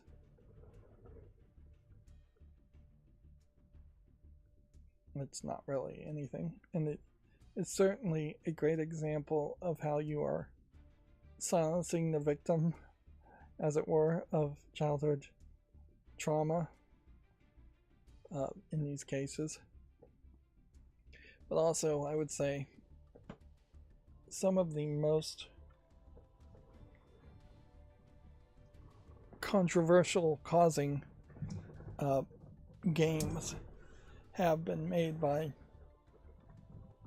SJW / crazy people who are even crazier than your average SJWs for heavily relying on special treatment because of their traumas. That Dragon Cancer is a great example of a game that was very popular and people were playing it, and then they started complaining, and I think maybe DMCAing people who were playing the game and putting footage out and reviewing it. The whole Gamergate controversy started with a fairly artsy-fartsy game getting promoted and pushed and being liked for the most part. And then there was a lot of complaining and whining and craziness around that, and eventually created Gamergate, as I understand it. Which, how I understand it, is definitely not the story that is often told about it. Which, yeah, half the time when I talk about Gamergate, it does feel like I'm just saying the war of northern aggression, as it were. But yeah, my understanding is the party line is very different from the reality of it. Is this even an interesting game to me, though? Let me just step back and say, should I put this on the fall list? Should I pretend like I'm going to make a YouTube short on it? I don't really think so. Like, if I saw this not knowing any of the backstory, I'd just say this kind of looks like a generic nothing of a game. I think that probably is the case. That it is a generic nothing of a game, and if BAFTA wants to support the arts and promote the arts, then they are in the absolute wrong position to be doing any form of censorship. And let's face it, this was censorship. And they should just put out everything or nothing. And it really wouldn't have been that big of a deal. Certainly, maybe you put some trigger warnings in front of it. Maybe you put the trailer as the very last trailer in the show, so it doesn't kill the mood for the rest of the show. But to full on reject it in a sneaky way is just censorship. It definitely is not promoting the arts. Moving on, Iron Galaxy Studios has laid off, quote, a number of workers as it reduces the company size. This year we're adopting a new posture to accept these current market conditions as permanent. That is saying basically nothing. It does probably highlight that the Tony Hawk Pro Skater 3+4 was not particularly well received and not really a great game from what I recall. Then we have an update here. Panic won't release Playdate titles that use certain forms of generative AI. The update here.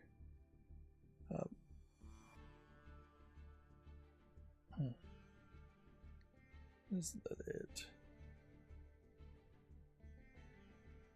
Any Playdate release that the company is directly involved in will prohibit all forms of generative AI, but confirmed that developers simply looking to distribute their title on catalog will be permitted to use AI for coding. Okay. So there's a whole update to a story that doesn't really matter because the Playdate itself doesn't really matter in my mind. Alright, well that brings us to all the new games on Steam, so we'll try to go through these as quickly as possible. Same old rules. When I'm uninterested in a game, I'll swipe down to do a gesture to close the tab. If I'm interested in making a YouTube short, I will swipe to the right to leave the tab open and at least pretend like I'm going to make a YouTube short on it at some point in probably far too distant of a future. And if I'm really interested in a game, I'll put it on the follow list, then swipe right. We are now curating the games we look at, so it's not all new games on Steam, technically. And that has been the case for a long time, in that we can't show adult games in the adult section, or adult games that have adult tags, or games that have adult tags in general. And now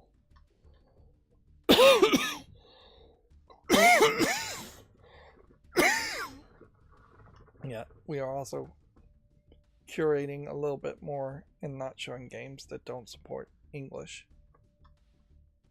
which there was a time there where we would occasionally see a Japanese only language visual novel come out, and that was always a little bit exciting to see that perhaps the Japanese audience of gamers was going to more PC gaming, at least visual novel fans.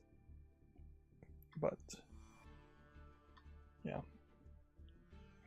it wasn't really happening a ton of time, and the number of people of Japanese companies that couldn't do a simplistic English translation was fairly low.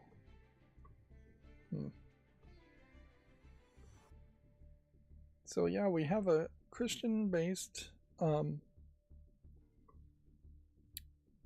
Vampire Survivors, which ironically is something I suggested a few weeks ago, as far as here's the type of game that you could do for Easter, or just to be Christian friendly, is you could make a Vampire Survivors style game and follow a trend that's mostly dead, but it still would work somewhat.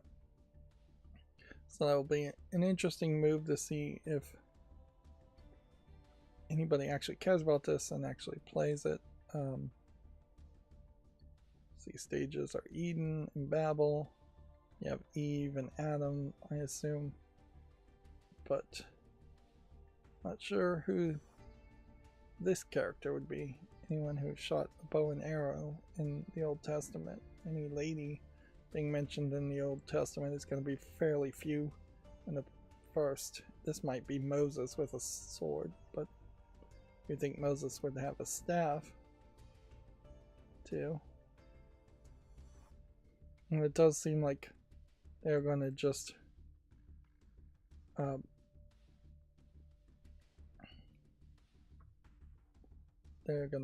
pop up Bible trivia stuff.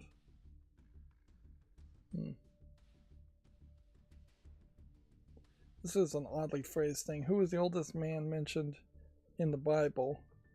Well, Enoch was taken to heaven and never died, so theoretically he should be the oldest man. But generally speaking, if you're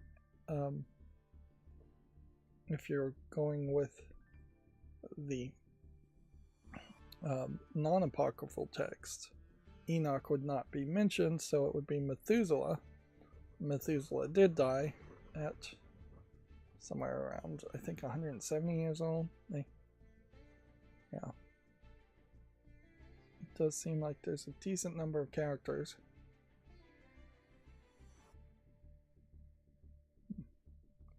See if we can get a list of characters.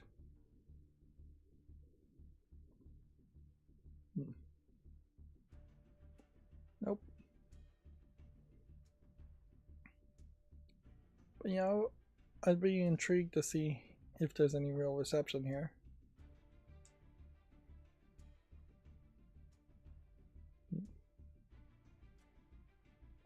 Guess I'll make a YouTube short on that, I guess.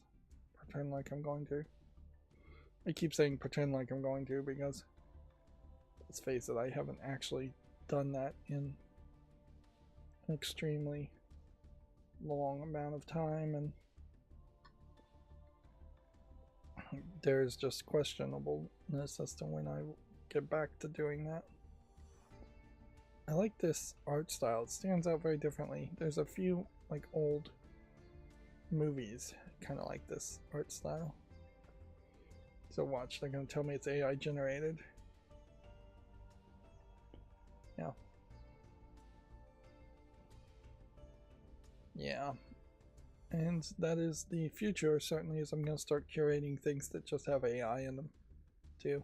And it's just going to be, any use of AI at all is going to be eliminating. But I'll leave it for now.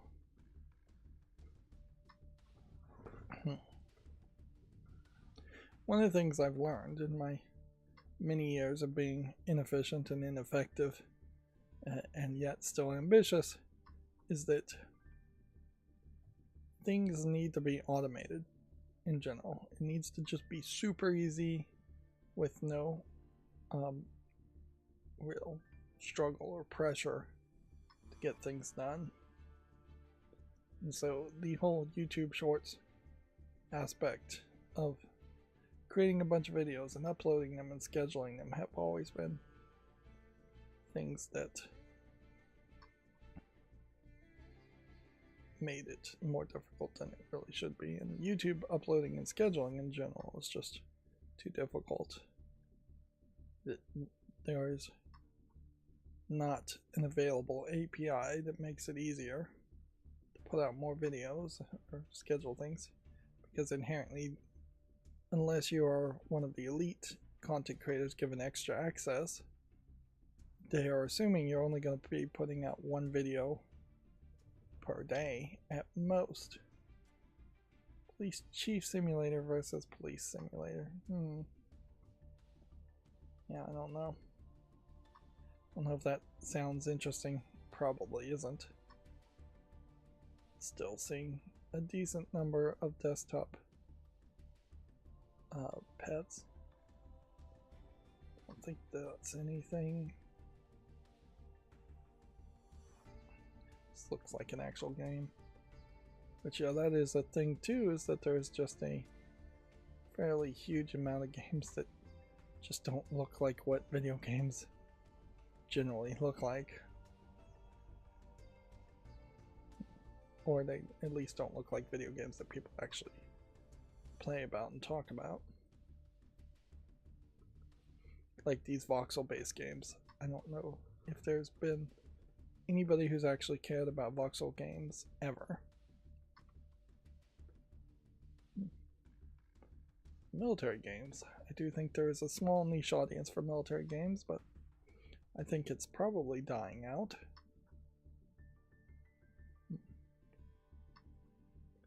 Oh yeah, I said I basically did nothing over the weekend, but actually I did engage in a oh yeah, I remember this pattern matching game.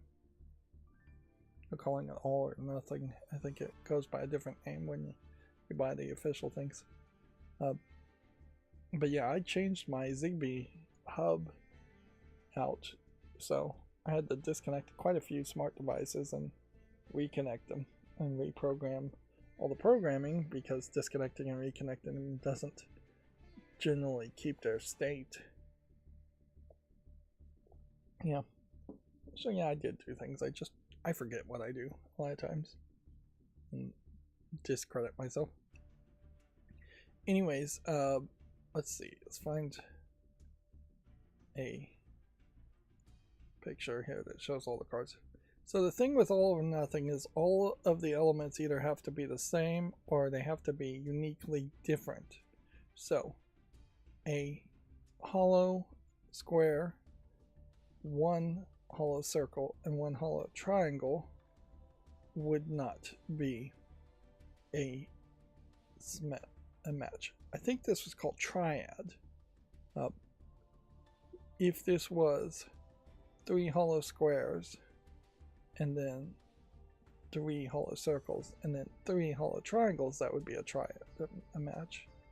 Or if this was 2 hollow squares, then it would work, because hollow, hollow, hollow, but then different numbers and different shapes. So is there actually a match here between hollow, shaded, and solid? And I think not, but yes, there is a triad here. And that's the thing, is you gotta think inclusively and exclusively. But a 1 solid triangle plus a 2 solid square plus a 3 solid circle is a triad. So that would be your triad there as far as the match. Is there another triad you could possibly make? Odds are lower for that to be the case of what you have, but not entirely impossible. But no, I don't see another triad here. You do run into the problem though with things like this, even if it's only $1.50. Is there a reason why you really need this on your Steam account? Very possibly this game is free on the desktop mode of SteamOS if you're playing it on a Steam Deck or just installing it from Linux. There very possibly is a website you could play this kind of game, or a mobile version of this kind of game. So it is just kind of a matter of whether you want it in your collection and whether you want to remember it and be able to favorite it and all of that. Not a terrible puzzle game. There's a whole mathematics aspect to it too. And often it is the case when you get the cardboard versions of these games, all the possible combinations might be not listed, just based on the fact that these cards would have been printed in the same style of printing 52 cards, or maybe 54 cards from a standard playing card deck of kings, queens, aces, and all of that, jokers. And so it may very well be that 54 triad cards will get printed when you really needed 56 or 70, something like that. Those kinds of games I also think are starting to probably be more relics of the past too, and that it's questionable whether people really want to play those older style tabletop games, or whether they want to play tabletop games in general. That is one thing certainly that video games have not been able to replace, though, is it is still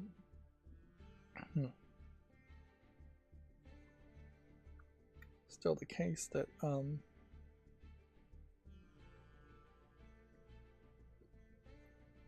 video games tend not to have a way of replacing tabletop gaming when you have more than 4 players. Many games don't even support 2 players, and they tend not to be hands-on or intelligence-based as much. This game From Embers is not a game I really would make a YouTube short on it, but it does remind me that there was this fake mobile game in FLCL, Fully Cooley, the original FLCL, not the terrible sequels, where one of the characters is playing this mobile game where they are just burning down an entire city and trying to spread the fire as much as possible and make it so nobody escapes from the fire, which it was pretty much a metaphor for a horrific game that a edgelord teenager might play. But yeah, it's been a long time since I've thought of that game, and it does, I guess, go to show that no ideas are fully unique, and it is also, I guess, showing that nobody actually made that game, or I'm sure somebody made something close to that game, but it didn't make it to Steam. Or even if it did make it to Steam, it wasn't popular enough. This one is clearly AI. designed. Shadowbane, I potentially would have given a chance to, but it's already negative, so I'm going to say no. I still am wasting a lot of time trying to do Sudokus, just getting worse and worse at them. And Cracking the Cryptic has started doing minute-long cryptic puzzles, which are intriguing, but I doubt I would ever figure out any of them. They're cryptic is the right word to describe them. Math things like this I don't think I'd ever really want to do, and the only way I've seen people actually solve these is by doing a whole lot of math derivatives, and I think is what they're called, and yeah, that's definitely not something I would want to do.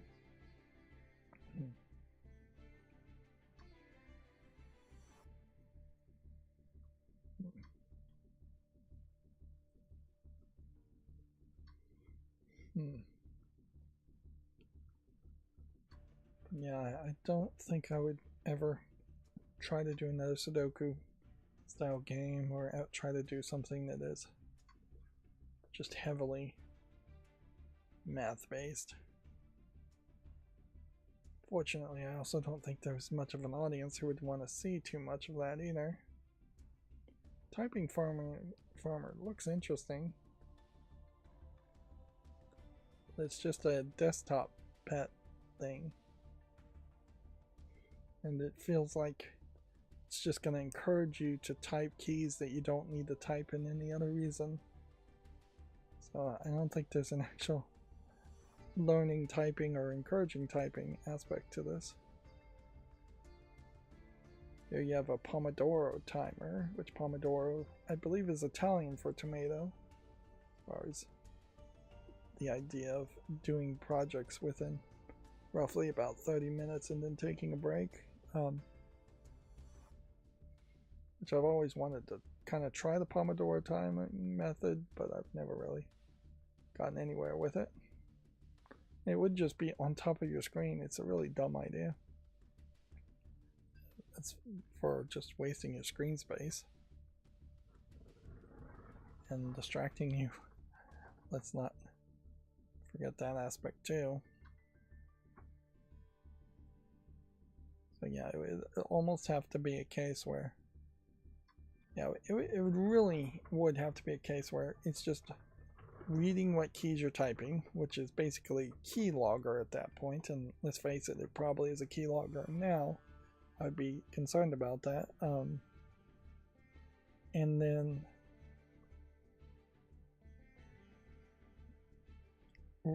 you would launch up the app and it would tell you how much progress you made in the last hour typing on some other app.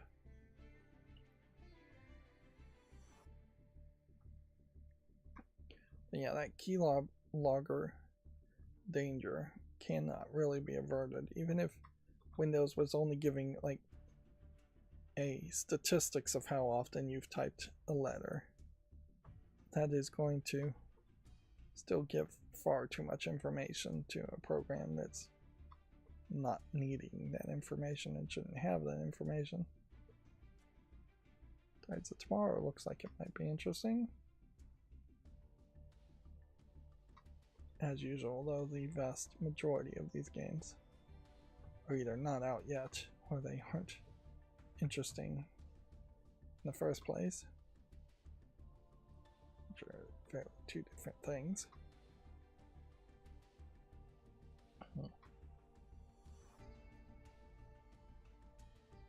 Yeah, I guess that is the problem with any kind of typing application, is that you are going to just have to be in that application registering what is being typed and encouraging people to type things. Otherwise, you are keylogging.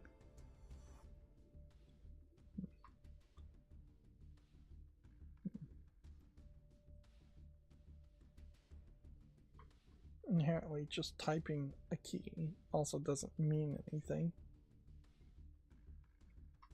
It doesn't really tell the program how well you are typing, how fast you're typing, or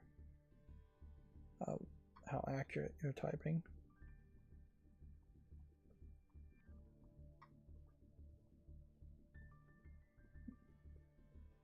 certainly would be fairly easy to also cheat a typing program like that.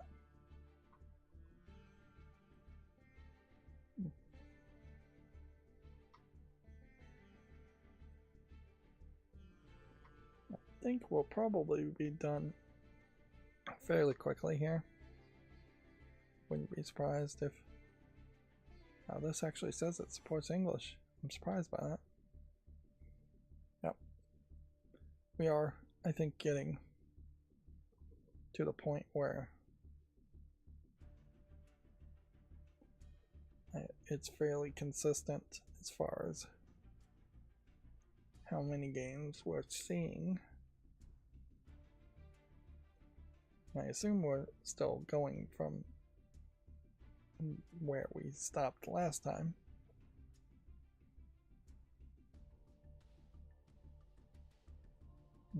Let's look at some of these games and see if we can get some reviews on them. And then we'll call it a day.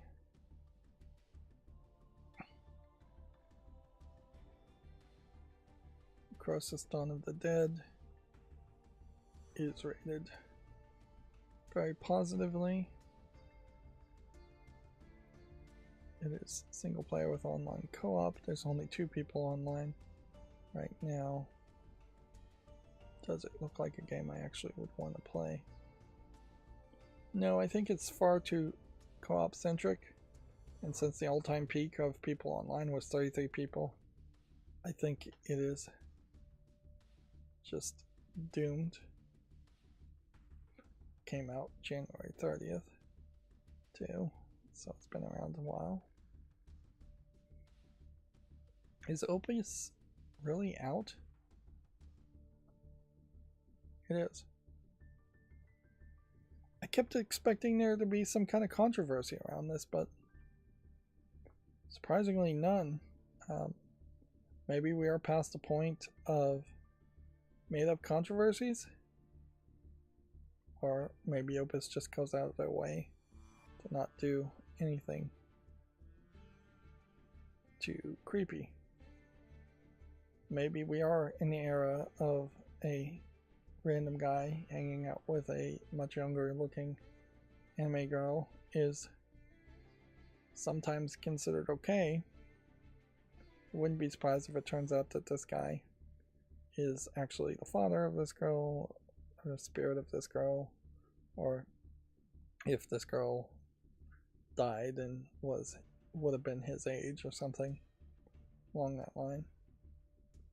But, I was expecting some level of censorship, some level of controversy, and none of that happened. Now, funnily enough, you see him carrying this girl while walking around, very much like Pragmata. So this seems to me like either some parallel thinking or somebody stole the idea from somebody else. I think probably one of the things they did to prevent the ire of censorship from Steam is have these characters who I would assume are Japanese, because this definitely feels like this is a Japanese forest, but they put them in summer clothes, non-school clothes, non-specifically skirts, which there has certainly been a case where any character in a schoolgirl outfit is considered to be underage. And this is Opus Prism Peak, so there might also be something I'm overlooking here. I'm looking at this in that I didn't realize this was part of a whole series of what seems like anthology of games.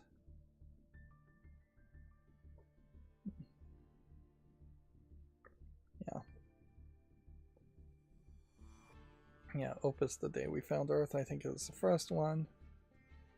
And then it seems like there's been several other games. Maybe it is a case where there is a connected story, or maybe it's a case that they just make similar enough games that they can all call them opus something. Yeah, this one from 2021 looks fairly different. Yeah. I guess opus in general is just opus magnus. Which I don't know what that really stands for. Imagine it something like grand story or something. A grand opening, possibly. Yeah. Shocked there was no controversy there. Let's look at Dark Hours and then we'll call it a day. Dark Hours is an online game. 24-hour peak is 274 people. Came out in October. I am perhaps starting to develop in my mind a hard number of how many people would have to be playing at the same time for an online game to really interest me. Honestly, though, I wouldn't be surprised if no online game actually interests me. And that is just not my style of game to play. Alright, well, that's going to be it for this stream. As always, I ask you to like, share, subscribe, comment, and keep on watching. Thanks.